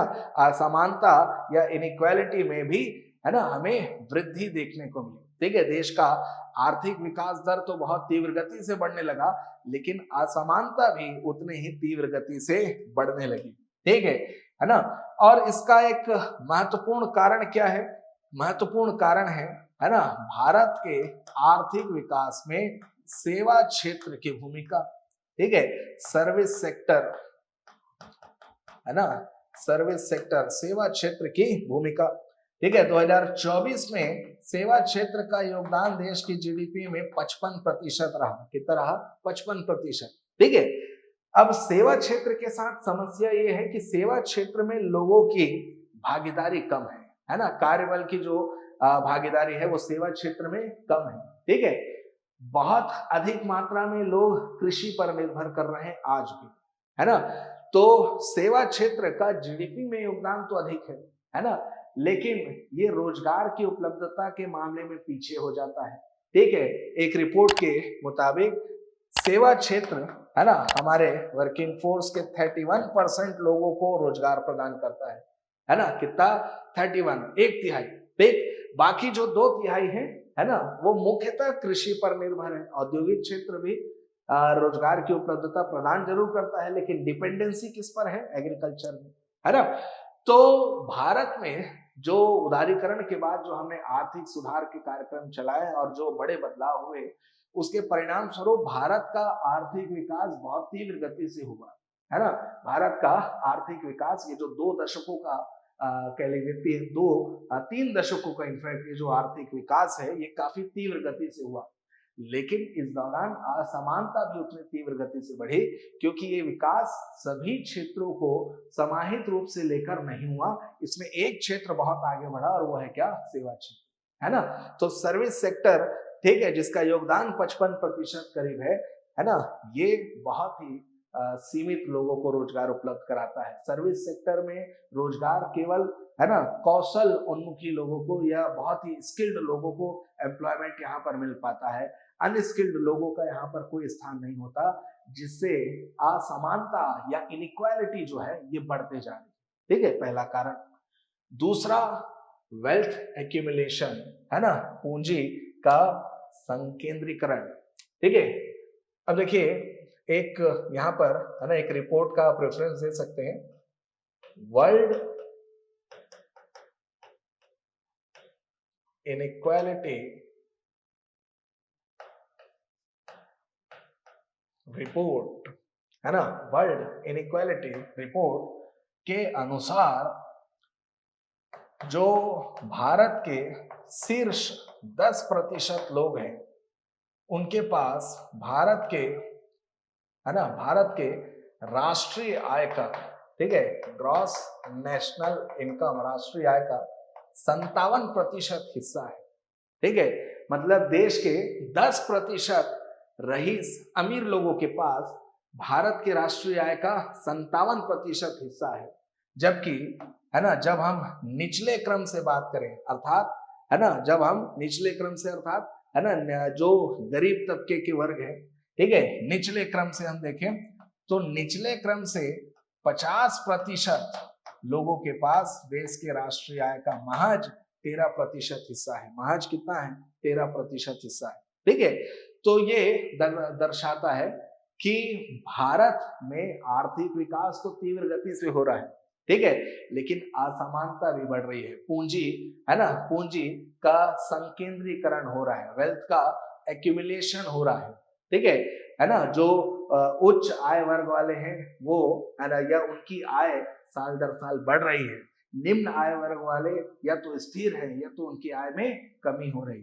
ठीक है, एक पॉइंट यहाँ पर आप क्रोनी कैपिटलिज्म का भी बता सकते हैं, है ना, क्रोनी कैपिटलिज्म। ठीक है, क्रोनी कैपिटलिज्म क्या होता है? क्रोनी कैपिटलिज्म का मतलब होता है जब राजकोषीय नीति का निर्धारण, है ना, जब राजकोषीय नीति का निर्धारण निजी क्षेत्र के कुछ कंपनियों को लाभान्वित करने के लिए किया जाता है, जिससे ये कंपनियां आर्थिक रूप से मजबूत होते चले जाती हैं, आगे बढ़ते चले जाती हैं, इसको कहते हैं क्रोनी कैपिटलिज्म, है ना। तो इस प्रकार की ऐसी नीतियां, इस प्रकार के ऐसे निर्णय जो किसी निजी कंपनी, किसी एक क्षेत्र विशेष में कार्य करने वाली कंपनी को अधिकाधिक लाभ पहुंचा रही है, इससे भी असमानता क्या हो रही है? बढ़ रही है ना, इससे भी असमानता क्या हो रही है? बढ़ रही है। ठीक है, तीसरा, lack of inclusive growth policy, है ना, समावेशी विकास को लेकर। ठीक है, किसे लेकर? समावेशी विकास को लेकर जो भी हमने नीतियां बनाई हैं, कहीं ना कहीं जमीनी स्तर पर ये नीतियां सफल रूप से कार्यान्वयन इनका नहीं हो पा रहा है। ठीक है ना, समावेशी विकास या इंक्लूसिव ग्रोथ की जो नीतियां हैं ये आज भी विफल हैं अपने लक्ष्यों को प्राप्त करने में। ठीक है, क्योंकि आर्थिक असमानताओं में वृद्धि हम अभी भी देख पा रहे हैं, है ना, आर्थिक असमानताओं में वृद्धि है। ठीक है, आर्थिक लाभ का असमान वितरण कहेंगे, है ना, समाज में हमें ये देखने को मिल रहा है कि आर्थिक लाभ का असमान वितरण हो रहा है, आर्थिक लाभ का असमान वितरण, जो आय की, है ना, असमानता को और तीव्र गति से बढ़ा रहा है, जिससे आय की असमानता तीव्र गति से, ठीक है, बढ़ते जा रही है। ठीक, वही असमानता को, है ना, कम करने का एक जो महत्वपूर्ण साधन होता है कर। ठीक है, तो कर का जो भार है, कर का जो भार है ना, ये उच्च आय वर्ग पर होना चाहिए। ठीक है, और निम्न आय वर्ग को कर से मुक्त रखना चाहिए, है ना। लेकिन मैं यहाँ पर आयकर की बात नहीं कर रहा हूँ।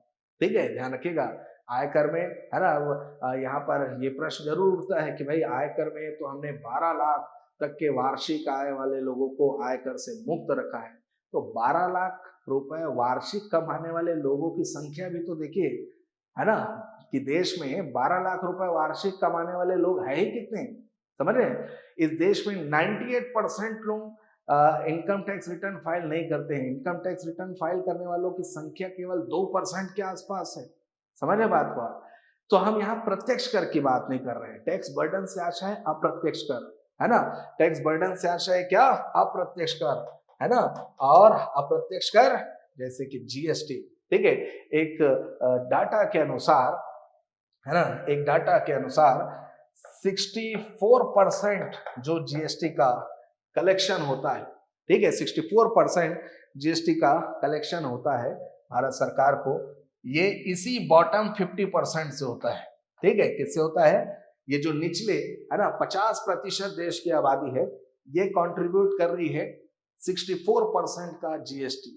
ठीक है, जो सरकार को प्राप्त हो रहा है 64% का जीएसटी, और टॉप 10% वाले, है ना, जीएसटी का 4% भार वहन कर रहे हैं। कितना प्रतिशत? 4। ठीक है, तो टैक्स बर्डन से आशय क्या है? अप्रत्यक्ष, है ना, अप्रत्यक्ष कर का भार यदि निम्न आय वर्ग वालों पर कम पड़े, है ना, तो उनका जो जीवन निर्वाह स्तर है, स्टैंडर्ड ऑफ लिविंग है, वो बेहतर होगा। ठीक है, असमानता इससे कम हो सकेगी। ठीक है, और इसे ही हम सही मायने में समावेशी विकास कहेंगे। ठीक, चौथा, इनएडुकेट लेबर पॉलिसी। ठीक है, लेबर पॉलिसी भी एक बड़ी के लिए समस्या रही है असमानता को लेकर, विशेष तौर पे जो वेतन अंतराल है, विशेष तौर पे, है ना, जो वेतन अंतराल है। ठीक है, जहां एक तरफ कुशल श्रमिक है ना, और दूसरे तरफ अकुशल श्रमिक है। ठीक है, अकुशल श्रमिक है, तो कुशल और अकुशल श्रमिकों के वेतन में, ठीक है, एक बड़ा गैप हमको देखने को मिलता है ना। कुशल और अकुशल श्रमिकों के वेतन में, है ना, वेजेस में एक बड़ा गैप हमें देखने को मिलता है, जिससे असमानता में वृद्धि हो रही है, जिससे इनइक्वालिटी, है ना, बढ़ रही है ना। वहीं दूसरी ओर न्यूनतम मजदूरी दर का अभाव है, ठीक है, न्यूनतम मजदूरी दर का अभाव है या न्यूनतम मजदूरी दर, है ना, निर्धारित नहीं की गई है, जिसके कारण, ठीक है, जिसके कारण लोग आर्थिक रूप से आज भी शोषित हो रहे हैं। They are economically exploited because there is no such fixed minimum wage for the labours, है ना। तो ये जो अपर्याप्त, कह लीजिए, श्रम नीति है, जो लूप होल्स हैं हमारे श्रम नीतियों में, ये असमानता में वृद्धि का एक कारण है, ठीक है। फिर सामाजिक, है ना, बहिष्कार, सोशल एक्सक्लूजन, ठीक है। तो कई ये जो जातीय व्यवस्था है ना, तो इस जातीय भेदभाव ने आर्थिक लाभ के समान वितरण को प्रभावित किया है ना। ये जो जातीय भेदभाव है या जातीय व्यवस्था है ना, तो इस जातीय भेदभाव ने, है ना, आर्थिक लाभ के समान वितरण को, ठीक है, क्या कहेंगे, आर्थिक लाभ के समान वितरण को प्रभावित किया है। समाज का एक बड़ा वर्ग आज भी आर्थिक लाभ से, देश के, है ना, इस आर्थिक लाभ से अछूता है, ठीक है। फिर लैंगिक असमानता, है ना, लैंगिक असमानता, ठीक है, जेंडर इनइक्वालिटी, लैंगिक असमानता, है ना। आज भी कुछ रूढ़िवादी विचारधाराएं, है ना, वाले लोग हैं जिनका यह मानना है कि स्त्रियों को घर के ही कार्य में संलग्न रहना चाहिए, घर गृहस्थी ही संभालना चाहिए। आज भी ऐसे विचारधारा के लोग हमारे समाज में हैं, ठीक है। तो जो जेंडर गैप है, ये जेंडर गैप भर नहीं पा रहा है, जेंडर इनइक्वालिटी बढ़ती जा रही है, ठीक है। महिलाएं शिक्षित भी हो रही हैं, शिक्षा उन्हें प्राप्त हो रहा है, लेकिन रोजगार में, है ना, वो अपने शिक्षा के अवसर को रोजगार के अवसर में, है ना, बदलने में आज भी पीछे हैं, ठीक है। दूसरी समस्या ये कि जो रोजगार जिन्हें प्राप्त हो चुका है, तो पुरुषों के समतुल्य उन्हें वेतन नहीं मिलता। ये कई दफों पर कई सारी महिलाओं ने, अच्छे कह लीजिए पोजीशंस पर काम करने वाली महिलाओं ने इस बात को स्वीकारा है कि हमें पुरुषों के समतुल्य वेतन प्राप्त नहीं होता। तो ये सभी जो समस्याएं हैं, है ना, इन सभी समस्याओं के आधार पर हम इस निष्कर्ष पर पहुंचेंगे इस प्रश्न में, है ना, कि ये साइमन कुजनेट का यह जो कथन है, ये वर्तमान भारत के परिप्रेक्ष्य में कह लीजिए लागू नहीं होता है, ठीक है ना। वर्तमान में हम उपरोक्त चुनौतियों का सामना कर रहे हैं, और इन चुनौतियों के समाधान के पश्चात ही हम ये कह सकेंगे कि कुजनेट का यह सिद्धांत भारत में लागू हो सकेगा, ठीक है ना। तो सबसे पहला हमने क्या किया कुजनेट्स के बारे में, कुजनेट का ये जो सिद्धांत है ना, असमानता से संबंधित, ठीक है। तो इस सिद्धांत की एक संक्षिप्त व्याख्या करते हुए हमने इसे भारत के पॉइंट से जोड़ा, और इन आधारों पर डिस्कशन करते हुए हमें इस प्रश्न का, है ना, उत्तर फ्रेम करना था, उत्तर लिखना था, ठीक है। चलिए 8 नंबर का ये बहुत अच्छा प्रश्न 2024 का इस वर्ष पूछा गया था, ठीक है। ये एनालिटिकल क्वेश्चंस होते हैं, है ना। यहाँ पर थोड़ा सा मैं ये कहूंगा कि जब कभी भी आप एग्जाम सेंटर में बैठे हैं, तो लिखने के पहले 1 मिनट या 2 मिनट, है ना, का आप समय जरूर लें। पहले पूछ क्या रहा है ये समझ लीजिए, और उसके बाद एक प्रारूप तैयार कीजिए कि हमें, है ना, किन डायमेंशंस में जाना है, क्या क्या चीजें हम यहाँ पर बता सकते हैं। बिना सोच विचार के लिखेंगे तो हो सकेगा 1-2 पॉइंट ही आपने इतना बता दिया, उसके बाद फिर आपके पास स्पेस नहीं रहा कुछ अच्छे पॉइंट्स आपको बताने के लिए, है ना। तो बिल्कुल 2 मिनट का आप एक शॉर्ट ब्रेक लीजिए, ठीक है, विचार करिए और एक उसका रफ फॉर्मेट बना लीजिए, एक प्रारूप बना लीजिए, और फिर उत्तर लेखन कीजिए, ठीक है। ये ज्यादा बेहतर होगा, ठीक। चलिए बढ़ते हैं अगले प्रश्न की ओर।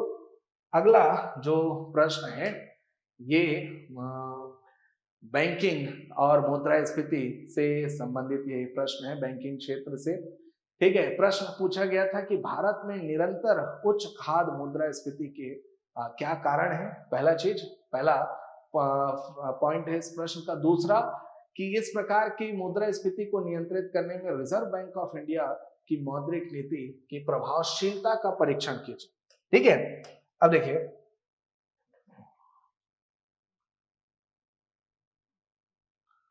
देखिएगा, सबसे पहला यहां पर हमें एक्सप्लेन करना है उच्च खाद्य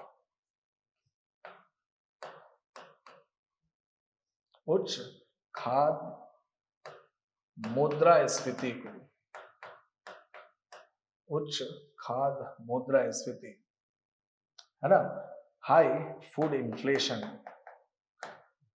ठीक, तो हाई फूड इन्फ्लेशन के क्या कॉजेज हैं, कारण है ना, उस पर बात करेंगे। और फिर आरबीआई की है ना मौद्रिक नीति, आरबीआई की मौद्रिक नीति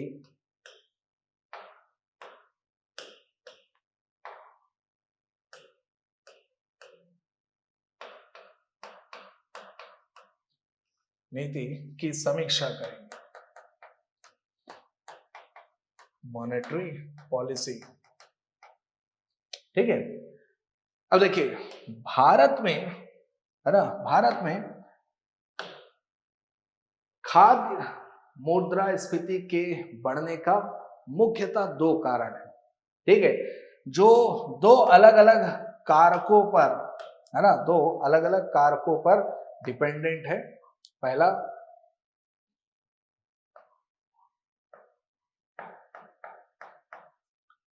सप्लाई साइड फैक्टर, ठीक, और दूसरा डिमांड साइड फैक्टर है ना। एक है आपूर्ति पक्ष और एक है मांग पक्ष। ठीक, तो भारत में उच्च खाद्य मुद्रास्फीति है ना के पीछे है ना आपूर्ति पक्ष कैसे है, क्या यहां पर है ना समस्याएं हैं। तो देखिए, सबसे पहला कि भारतीय जो कृषि अर्थव्यवस्था है ये मानसून आधारित अर्थव्यवस्था है। ठीक है, भारतीय कृषि अर्थव्यवस्था है ना मानसून आधारित अर्थव्यवस्था है। ठीक है, तो मानसून पर हमारी अत्यधिक निर्भरता होती है, मानसून पर हमारी अत्यधिक निर्भरता होती है। ठीक है, तो यही कारण है ना कि अनियमित है ना मानसूनी वितरण के कारण, अनियमित मानसूनी वितरण मतलब हर साल हम ये देखते हैं कि कुछ एक क्षेत्र होते हैं जो बाढ़ग्रस्त हो जाते हैं, हर साल ये हम देखते हैं कि कुछ एक क्षेत्र ऐसे होते हैं जहां पर सूखा पड़ा होता है। ठीक है, तो अनियमित मानसूनी वितरण के कारण है ना हमारा जो कृषि क्षेत्र है, ठीक है, कृषि क्षेत्र है जो कह लीजिए खाद्य पदार्थों के साथ साथ कुछ महत्वपूर्ण रॉ मटेरियल्स, कच्चे माल भी उपलब्ध कराता है।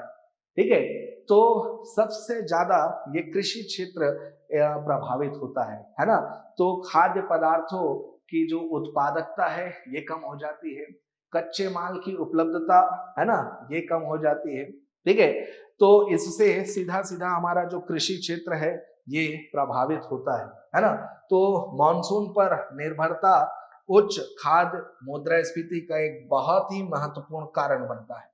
ठीक है, दूसरा है उत्पादन की उच्च लागत, उत्पादन की है ना उच्च लागत।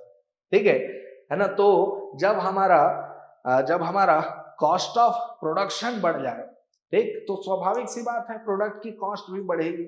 यदि उर्वरक या फर्टिलाइजर्स जो हम किसानों तक पहुंचा रहे हैं, उपलब्ध करा रहे हैं, यदि वो महंगे हो जाते हैं तो स्वाभाविक सी बात है कि कृषि उत्पादों की, कृषि पदार्थों की है ना जो कीमतें हैं उसमें भी वृद्धि होगी, है ना।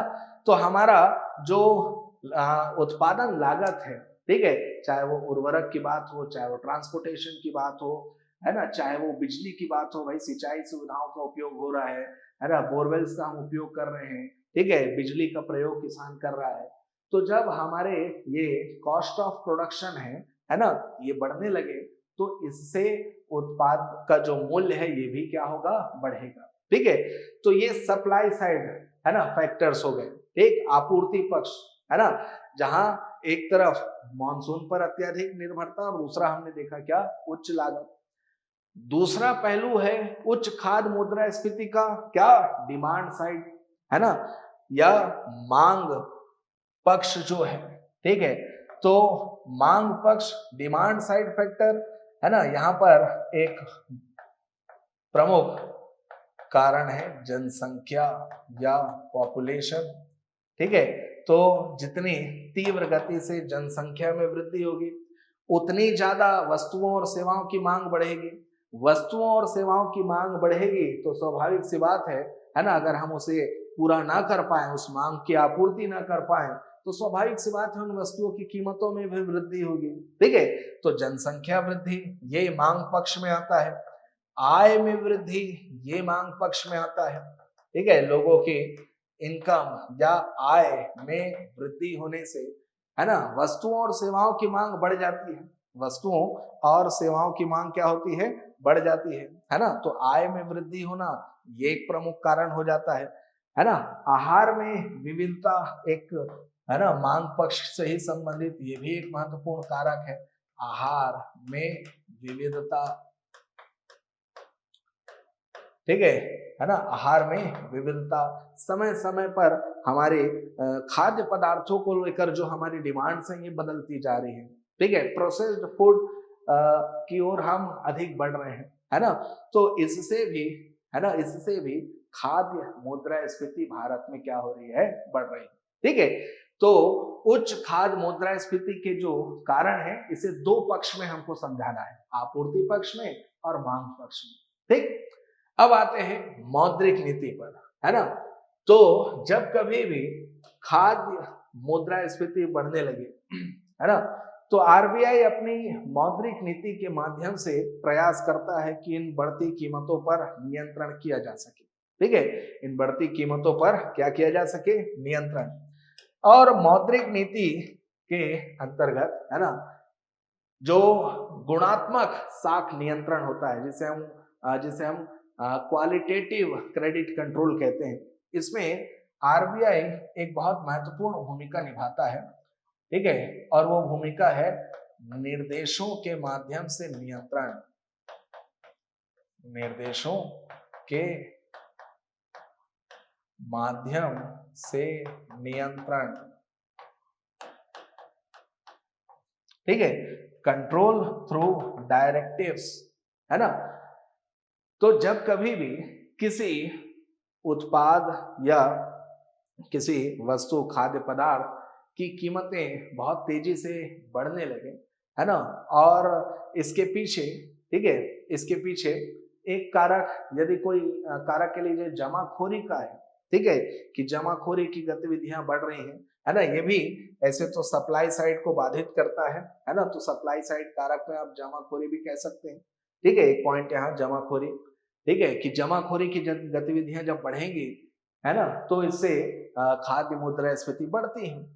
तो जब इस प्रकार की कोई गतिविधि होती है तो आरबीआई क्या करता है, आरबीआई का काम होता है ना, कि वो बैंकों को दिशा निर्देशित करे कि उस संबंधित है ना वस्तु के व्यापार को लेकर, है ना, व्यापार या उसके उत्पादन को लेकर जो भी उस क्षेत्र में कार्यरत लोग है या कोई संस्था है या कंपनी है ना, उन पर वो निगरानी रखे, उन पर या कह लीजिए उन्हें, है ना, उन्हें कम ब्याज पर ऋण उपलब्ध न कराए, या उन्हें, है ना, ऋण उपलब्ध उनके लिए पूरी तरह से प्रतिबंधित ही कर दिया। अगर है ना बहुत ही जटिल ये समस्या है तो कुछ समय विशेष के लिए ऋण उपलब्ध कराना ही प्रतिबंधित कर दिया जाता है, ठीक है। तो जब ऋण ही प्रतिबंधित हो गया है तो फिर वो जमाखोरी के लिए जो फंडिंग हो रहा था, बैंकों के पूंजी का जो उपयोग है ना जमाखोरी के लिए हो रहा था, वो होना बंद हो जाता है और जमाखोरी कम हो जाती है, जमाखोरी पर लगाम लगाई जाती है, ठीक है।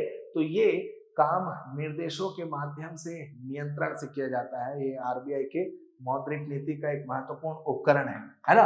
अब अभी वर्तमान में जब हमने देखा कि खाद्य पदार्थों की कीमतों में है ना वृद्धि हो रही थी, तो खाद्य पदार्थों की कीमतों में वृद्धि देखिए एक जटिल समस्या है। केवल ऐसा नहीं है कि केवल एक ही दो कारणों से कीमतें बढ़ रही हैं, है ना, वैश्विक कारण भी होते हैं। रशिया यूक्रेन का जब युद्ध प्रारंभ हुआ तो इससे जो एडिबल ऑयल है ना, एडिबल ऑयल जो हमारे खाद्य तेल है, इसकी कीमतें बहुत तेजी से बढ़ी है। ठीक है, तो कई सारे ऐसे फैक्टर्स होते हैं, है ना। तो ऐसे समय में निर्देशों के माध्यम से नियंत्रण किया जाना चाहिए अगर कोई जमाखोरी जैसी गतिविधि हो रही है तो। ठीक है, दूसरा एक महत्वपूर्ण फैक्टर होता है रेपो रेट। ठीक है ना, जब खाद्य मुद्रास्फीति बहुत तेजी से बढ़ रही है, ठीक है, तो खाद्य मुद्रास्फीति को नियंत्रित करने के लिए रेपो रेट को, है ना, बढ़ाया जाना चाहिए। ठीक है, रेपो रेट को बढ़ाया जाना चाहिए जिससे बाजार में वस्तुओं और सेवाओं की जो मांग है, ठीक है, उस पर नियंत्रण लाया जा सके।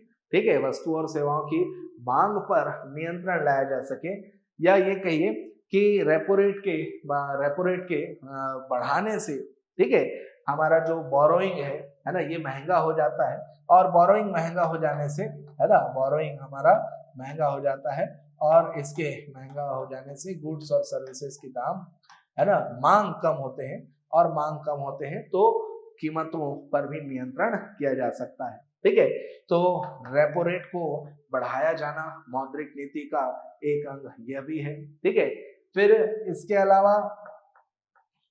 अलावा आरबीआई एक्सचेंज रेट या विनिमय दर पर भी नियंत्रण रखता है। ठीक है, एक्सचेंज रेट या विनिमय दर। ठीक, तो ऐसा कोई खाद्य पदार्थ जिसका हम मुख्यतः आयात कर रहे हैं, जैसे एडिबल ऑयल की हमने बात किया, है ना, तो भारत बड़े पैमाने पर, ठीक, एडिबल ऑयल, ठीक है, या खाद्य तेल हम आयात कर रहे हैं, इंपोर्ट करते हैं, है ना, और जब इनकी कीमतें बढ़ रही हैं वैश्विक बाजार में, ठीक है, तो एक्सचेंज रेट को एडजस्ट कर आरबीआई इन वस्तुओं की कीमतों को, है ना, कह लीजिए नियंत्रित कर सकता है, इन वस्तुओं की, है ना, कीमतों को नियंत्रित कर सकता है। ठीक है, और साथ ही इन्फ्लेशन को टारगेट करने के मेजर्स भी, ठीक है, इन्फ्लेशन को टारगेट करने के मेजर, है ना, प्राय आरबीआई, है ना, 4% मुद्रास्फीति ±2% का मार्जिन लेकर चलता है। ठीक है, तो मुद्रास्फीति को नियंत्रित करना, एक टारगेट बेस्ड अप्रोच रखना, ये, है ना, खाद्य मुद्रास्फीति या फूड इन्फ्लेशन को टैकल करने के लिए एक प्रभावी समाधान हो सकता है। ठीक है ना, तो मौद्रिक नीति के इन उपकरणों के माध्यम से आरबीआई बढ़ते खाद्य मुद्रास्फीति को नियंत्रित कर सकता है। ठीक है, साथ में एक पॉइंट आप ये भी बता सकते हैं कि खाद्य मुद्रास्फीति को नियंत्रित करने के लिए राजकोषीय नीति के साथ, है ना, क्या राजकोषीय नीति, है ना, या फिस्कल पॉलिसी के साथ कोऑर्डिनेशन या समन्वय स्थापित कर, है ना, भी खाद्य मुद्रास्फीति पर नियंत्रण किया जा सकता है ना। सरकार की नीतियों के साथ आरबीआई अपने मौद्रिक नीति में एक समन्वय, एक संतुलन स्थापित करते हुए जब प्रयास करे तो इससे भी खाद्य मुद्रास्फीति नियंत्रित हो सकती है। ठीक है, तो 8 नंबर में एक प्रश्न पूछा था, 100 शब्दों में लिखना था, है ना। सबसे पहले इसके कारणों को हमें बताना है, तो कारणों में, है ना, ये दो आधार पर, आपूर्ति पक्ष और मांग पक्ष के आधार पर कारणों को हमने बता दिया, और फिर मौद्रिक नीति की समीक्षा की, मौद्रिक नीति का परीक्षण किया, है ना, कि कैसे इन उपकरणों के माध्यम से, इन प्रयासों के माध्यम से इस मौद्रिक नीति, है ना, की प्रभावशीलता को हम बता सकें। ठीक है, तो 2022 के निष्कर्ष में आप ये बिल्कुल लिख सकते हैं कि वर्ष, है ना, 2022 या मई 2022 एग्जैक्ट कहूं तो मई 2022 भारत में, है ना, भारत में थोक मुद्रास्फीति, ठीक है, WPI होलसेल प्राइस इंडेक्स ये 15% करीब था, जो वर्तमान में 1% के आसपास है। तो ये आरबीआई की प्रभावी मौद्रिक नीति का परिणाम है ना। आरबीआई की प्रभावी मौद्रिक नीति का एक परिणाम है। इस प्रकार से आप इसका निष्कर्ष भी प्रस्तुत कर सकते हैं। ठीक है, चलिए ये तो बात हो गई 8 नंबर में है ना पूछे गए प्रश्नों की। अब आगे बढ़ते हैं और चर्चा करते हैं, ठीक है, 15 नंबर के प्रश्न पर, जहां प्रश्न पूछा गया था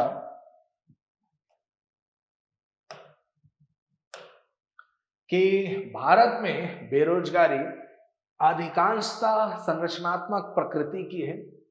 देश में बेरोजगारी की गणना के लिए अपनाई गई पद्धति का परीक्षण कीजिए और सुधार का सुझाव दीजिए, है ना।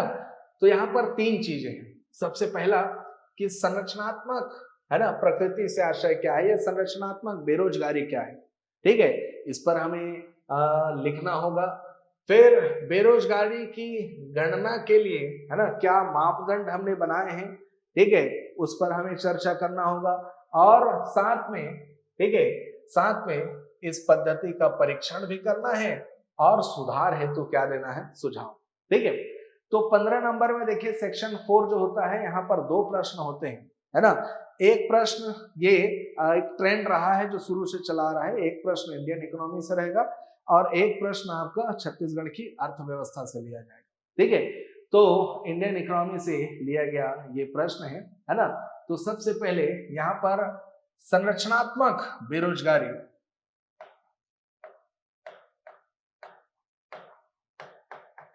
संरचनात्मक बेरोजगारी पर हमें चर्चा करना है, ठीक है, जिसे हम स्ट्रक्चरल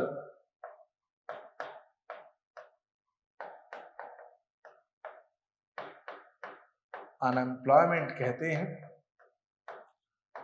तो संरचनात्मक बेरोजगारी, है ना, क्या है, इस पर चर्चा करते हुए हमें प्रश्न के दूसरे पहलुओं पर पहुंचना है। ठीक है, चलिए अब देखिए भारत में क्या कह रहा है पहला स्टेटमेंट, भारत में बेरोजगारी अधिकांशतः संरचनात्मक प्रकृति की है ना। तो सबसे पहले हम यह बता दिए कि संरचनात्मक बेरोजगारी से आशय क्या है ना। तो संरचनात्मक बेरोजगारी किसे कहते हैं? ये बेरोजगारी की ऐसी स्थिति होती है जिसकी उत्पत्ति संसाधनों के अभाव से हुई है। ठीक है, structural unemployment is a type of unemployment which is primarily caused due to lack of resources. ठीक है, और कौन से संसाधनों के अभाव? तो 3 प्रकार के संसाधन होते हैं, है ना, 3 प्रकार के संसाधन होते हैं, है ना। पहला भौतिक संसाधन, फिजिकल या मटेरियल रिसोर्सेस, फिजिकल या मटेरियल रिसोर्सेस। दूसरा वित्तीय संसाधन, that is financial resources, financial resources. और तीसरा मानव संसाधन, मानव संसाधन या ह्यूमन रिसोर्सेस। ठीक है, अब देखिए यहां पर, है ना, हमने सबसे पहले संरचनात्मक बेरोजगारी के बारे में बताया कि संरचनात्मक बेरोजगारी एक ऐसी बेरोजगारी है जिसकी उत्पत्ति संसाधनों के अभाव से होती है, जैसे कि भौतिक संसाधन, वित्तीय संसाधन व मानव संसाधन। ठीक है, अब इसके बाद हम इस स्टेटमेंट को जस्टिफाई, है ना, करेंगे कि भारत की, है ना, भारत की संरचनात्मक बेरोजगारी, ठीक है, संरचनात्मक बेरोजगारी मानव संसाधन की अपर्याप्त कार्य कुशलता या मानव संसाधन की अकुशलता के परिणाम से। ठीक है, भारत में भौतिक संसाधनों की कमी नहीं है, भारत के पास, ठीक है, पर्याप्त लगभग कह लीजिए वित्तीय संसाधन भी है, ठीक, लेकिन जो मानव संसाधनों है ना, मानव संसाधन का जो कुशल प्रयोग हमें है ना करना चाहिए वो हम नहीं कर पा रहे हैं। ठीक है, तो यहाँ पर जो अकुशल अकुशल है ना हमारे पास मानव संसाधन है, ये हमारी इस संरचनात्मक बेरोजगारी की मूल प्रकृति निर्धारित कर रहे हैं। ठीक है, तो हमारी जो समस्या है ना, वो किससे जुड़ी हुई है? वो जुड़ी हुई है मानव संसाधनों से। ठीक है, तो मानव संसाधन से आशय क्या है कि मानव संसाधन मतलब हम है ना, हम कुशल मानव श्रमिकों के माध्यम से आर्थिक विकास को गति दे सके। ठीक है, लेकिन कार्य कुशलता में पीछे होना या कार्य कुशलता का अभाव होना है ना, इसका एक प्रमुख कारण है ना है क्या? मानव संसाधनों पर कह लीजिए बेहतर प्रयास ना करना, है ना। तो जिस कौशल विकास की हम बात कर रहे थे, ठीक है, कौशल विकास की हम योजनाएं तो बनाते हैं, कार्यक्रम तो कई सारे संचालित करते हैं, लेकिन जमीनी स्तर पर इसका है ना क्रियान्वयन सफल नहीं हो पाता है।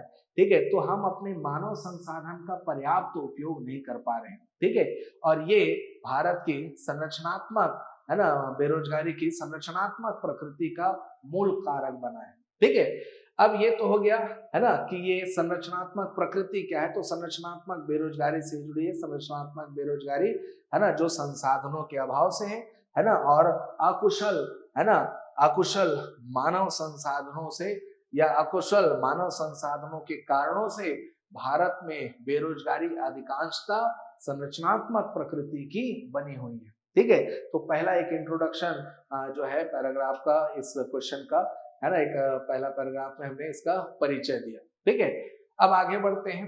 अब चर्चा करेंगे बेरोजगारी की गणना है ना, और इसके अपनाई गई पद्धति है ना कि परीक्षण, और साथ ही साथ क्या सुधार। चलिए, तो सबसे पहले भारत में बेरोजगारी के मापन से संबंधित है ना, हम यह बताएं कि ministry of statistics and programme implementation है ना, ministry of statistics and programme implementation, ठीक है, जिसे हम कार्यक्रम क्रियान्वयन है ना, जिसे हम सांख्यिकी एवं कार्यक्रम क्रियान्वयन मंत्रालय कहते हैं। तो ministry of statistics and programme implementation के अंतर्गत आने वाली agency national sample survey office, क्या? नेशनल सैंपल सर्वे ऑफिस के द्वारा भारत में बेरोजगारी का आकलन किया जाता है। ठीक है, नेशनल सैंपल सर्वे ऑफिस, ठीक है, बेरोजगारी के आकलन के लिए दो विधियों का प्रयोग करती है। ठीक है, एक कहलाता है usual principal and subsidiary status, UPSS, usual principal and subsidiary status, और दूसरा कहलाता है करंट वीकली स्टेटस। क्या कहलाता है? Current weekly status. ठीक है, अब क्या है ये मापन अवधि? तो usual principal and subsidiary status है ना, इसमें व्यक्ति है ना के कार्यरत या एम्प्लॉयड होने की समय अवधि देखी जाती है। ठीक है ना, कि व्यक्ति एक वर्ष के दौरान है ना कितने समय तक कार्यरत रहा, उसका प्रिंसिपल स्टेटस एक्चुअल में क्या था, है ना, कार्यरत था, एम्प्लॉयड था कि बेरोजगार था, अनएम्प्लॉयड था। ठीक है, तो उसके प्रिंसिपल स्टेटस को देखा जाता है ना, एम्प्लॉयड। ठीक है, यहाँ पर तीन मापदंड देखे जाते हैं, है ना, कि एम्प्लॉयड था, ठीक, कि अनएम्प्लॉयड था, है ना, अनएम्प्लॉयड, ठीक है, या फिर वो लेबर फोर्स से बाहर, ठीक है, वो हमारे है ना लेबर फोर्स से क्या है, बाहर है। ठीक है, और फिर यह देखा जाता है कि वह व्यक्ति वर्ष में है ना यदि कार्यरत है तो कितने दिनों तक। ठीक, तो यदि कोई व्यक्ति एक वर्ष के अवधि में 30 दिनों तक है ना कार्यरत है 30 दिनों तक, 30 days. It means if a person is employed for at least 30 days, है ना, at least 30 days in a year, he will be considered as employed. उसको, है ना, उसको बेरोजगार की श्रेणी से फिर बाहर कर दिया जाएगा. ठीक. अब इस यूजुअल प्रिंसिपल सब्सिडियरी स्टेटस, इसमें क्या समस्या है? इसमें समस्या ये है कि इस प्रावधान से हमारा जो है ना अनएम्प्लॉयमेंट रेट है ना, अनएम्प्लॉयमेंट रेट, ठीक है, ये अनएम्प्लॉयमेंट रेट कम आता है, क्योंकि हम, है ना, अनएम्प्लॉयमेंट रेट क्या रहे, है ना, अनएम्प्लॉयमेंट रेट यहाँ पर, ठीक है, कम दर्शाया जा रहा है. ठीक, क्योंकि केवल यहाँ पर 30 दिनों का ही मापदंड रखा गया है. ठीक है भाई, इसके आधार पर तो ये हो गया कि यदि कोई व्यक्ति 1 महीना कार्य कर रहा है साल भर में, 11 महीने उसके पास कोई रोजगार नहीं है, ठीक है, फिर भी वो बेरोजगार की श्रेणी में नहीं आ रहा है according to usual principal and subsidiary status.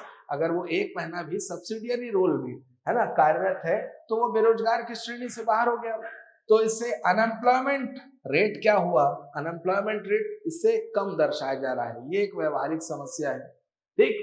दूसरा, एलएसएसओ जो करंट वीकली स्टेटस का प्रयोग करती है. करंट वीकली स्टेटस मतलब क्या है कि यदि एक हफ्ते में, है ना, किसी एक दिन भी व्यक्ति के पास 1 घंटे का रोजगार उपलब्ध हो, कितने घंटे का?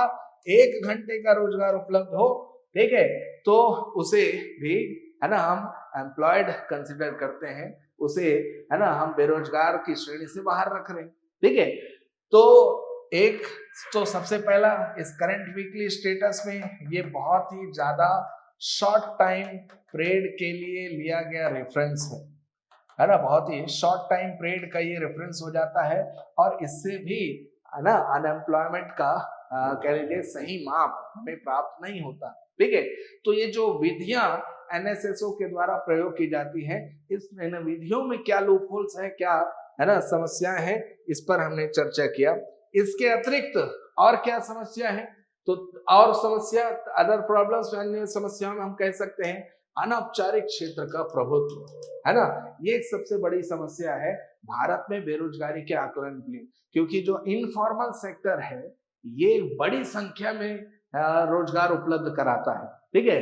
और इनफॉर्मल सेक्टर में कितने रोजगार की उपलब्धता है, कितने लोग, है ना, सही मायने में कार्यरत हैं, ठीक है, क्या उनका वेतन मान है, क्या उनकी कह लीजिए कार्य की समय अवधि है, इसको लेकर हमारे पास जानकारियों का अभाव होता है. ठीक है. तो जो भारत का इनफॉर्मल सेक्टर है, ठीक, या अनौपचारिक क्षेत्र है ना, इसका प्रभुत्व ही भारत में बेरोजगारी की गणना का एक प्रमुख कारण बन जाता है. वहीं दूसरी ओर अंडर एम्प्लॉयमेंट, है ना, और डिस्गाइज्ड अनएम्प्लॉयमेंट जैसी स्थिति. ठीक है. अंडर एम्प्लॉयमेंट, है ना, जिसे हम शिक्षित बेरोजगारी भी कहते हैं, मतलब व्यक्ति के पास कार्य तो उपलब्ध है, वो कार्यरत भी है, लेकिन यह कार्य, है ना, उसकी कह लीजिए कुशलता के अनुरूप या फिर उसके क्वालिफिकेशंस के, है ना, एजुकेशनल क्वालिफिकेशंस के अनुरूप यह कार्य नहीं है. वह जीवन यापन करने के लिए निम्न वेतनमान के कार्यों में संलग्न है. इसको अंडर एम्प्लॉयमेंट कहते हैं, है ना. तो बहुत से हम ग्रेजुएट, पोस्ट ग्रेजुएट देख रहे हैं जो बहुत ही निम्न वेतन के स्तर पर कार्य कर रहे हैं, है ना. तो इससे कार्य कुशलता की हानि होती है. ठीक है. दूसरा, बेरोजगारी का भी सही माप हम नहीं कर पाते, क्योंकि इन्हें हम बेरोजगार नहीं मान रहे हैं, है ना. भले वो अपने स्किल से बहुत ही निम्न स्तर के कार्य में संलग्न है, लेकिन फिर भी हम उनको एम्प्लॉयड मान रहे हैं. ठीक है. प्रच्छन्न बेरोजगारी या छिपी बेरोजगारी कृषि क्षेत्र की सबसे बड़ी समस्या ये हो जाती है कि कृषि क्षेत्र में अत्यधिक निर्भरता के कारण, है ना, कृषि क्षेत्र में अत्यधिक निर्भरता के कारण, बहुत ज्यादा डिपेंडेंसी के कारण, है ना, ये प्रच्छन्न बेरोजगारी जैसी स्थिति हमें देखने को मिलती है ना. यहाँ पर व्यक्ति कार्यरत तो होता है, लेकिन उसकी उत्पादकता शून्य होती है ना. The person is employed but his productivity is zero. ठीक है. उत्पादन में उसका कोई योगदान नहीं हो रहा है, प्रोडक्टिविटी जीरो है, लेकिन हम उसको किस में कंसिडर कर रहे हैं, है ना, हम उसको एम्प्लॉयड मान रहे हैं, रोजगार, है ना, उसका हम स्वीकार कर रहे हैं, कार्य कर रहा है, है ना, तो उसे हम बेरोजगारी से बाहर रख रहे हैं, ये एक समस्या हो जाती है। ठीक है, फिर डाटा फ्रीक्वेंसी और टाइमलीनेस, है ना, बेरोजगारी से संबंधित डाटा को जुटाना, है ना, और सही समय में उस डाटा को रिलीज करना, ये एक बड़ी चुनौती एनएसएसओ के सामने होती है। ठीक है, क्योंकि जैसे मैंने बताया कि अनौपचारिक क्षेत्र का प्रभुत्व है ना, तो अनौपचारिक क्षेत्रों के प्रभुत्व होने के कारण डाटा, बेरोजगारी से संबंधित जो डाटा है वो सटीक रूप से कह लीजिए जुटाया नहीं जा पाता है। इसमें कई सारी व्यवहारिक समस्याएं होती हैं, सही समय पर ये डाटा रिलीज नहीं हो पाता है, तो ये कुछ समस्याएं हैं, है ना, जो जुड़ी हुई हैं भारत में बेरोजगारी के मापन से संबंधित विधि में, है ना। और इन विधियों में, ठीक है, हमें जो प्रत्याशित बदलाव करने चाहिए। ठीक, जैसे सबसे पहले ये मापदंडों में बदलाव करें, यूजुअल प्रिंसिपल सब्सिडियरी स्टेटस यूपीएसएस, है ना, और सीडब्ल्यूएस में जो मापदंड हमने रखा है इसे थोड़ा सा बेहतर करें। इनफॉर्मल सेक्टर्स को कैसे रेगुलेट करना है, यहाँ पर कैसे हम मेजरमेंट कर सकते हैं एम्प्लॉयमेंट अपॉर्चुनिटीज का, इसका हम आकलन करें, है ना। अंडर एम्प्लॉयड और डिसगाइज्ड एम्प्लॉयड लोगों को, है ना, हम इस सूची से बाहर रखें, ये एक अच्छा सुझाव हो सकता है।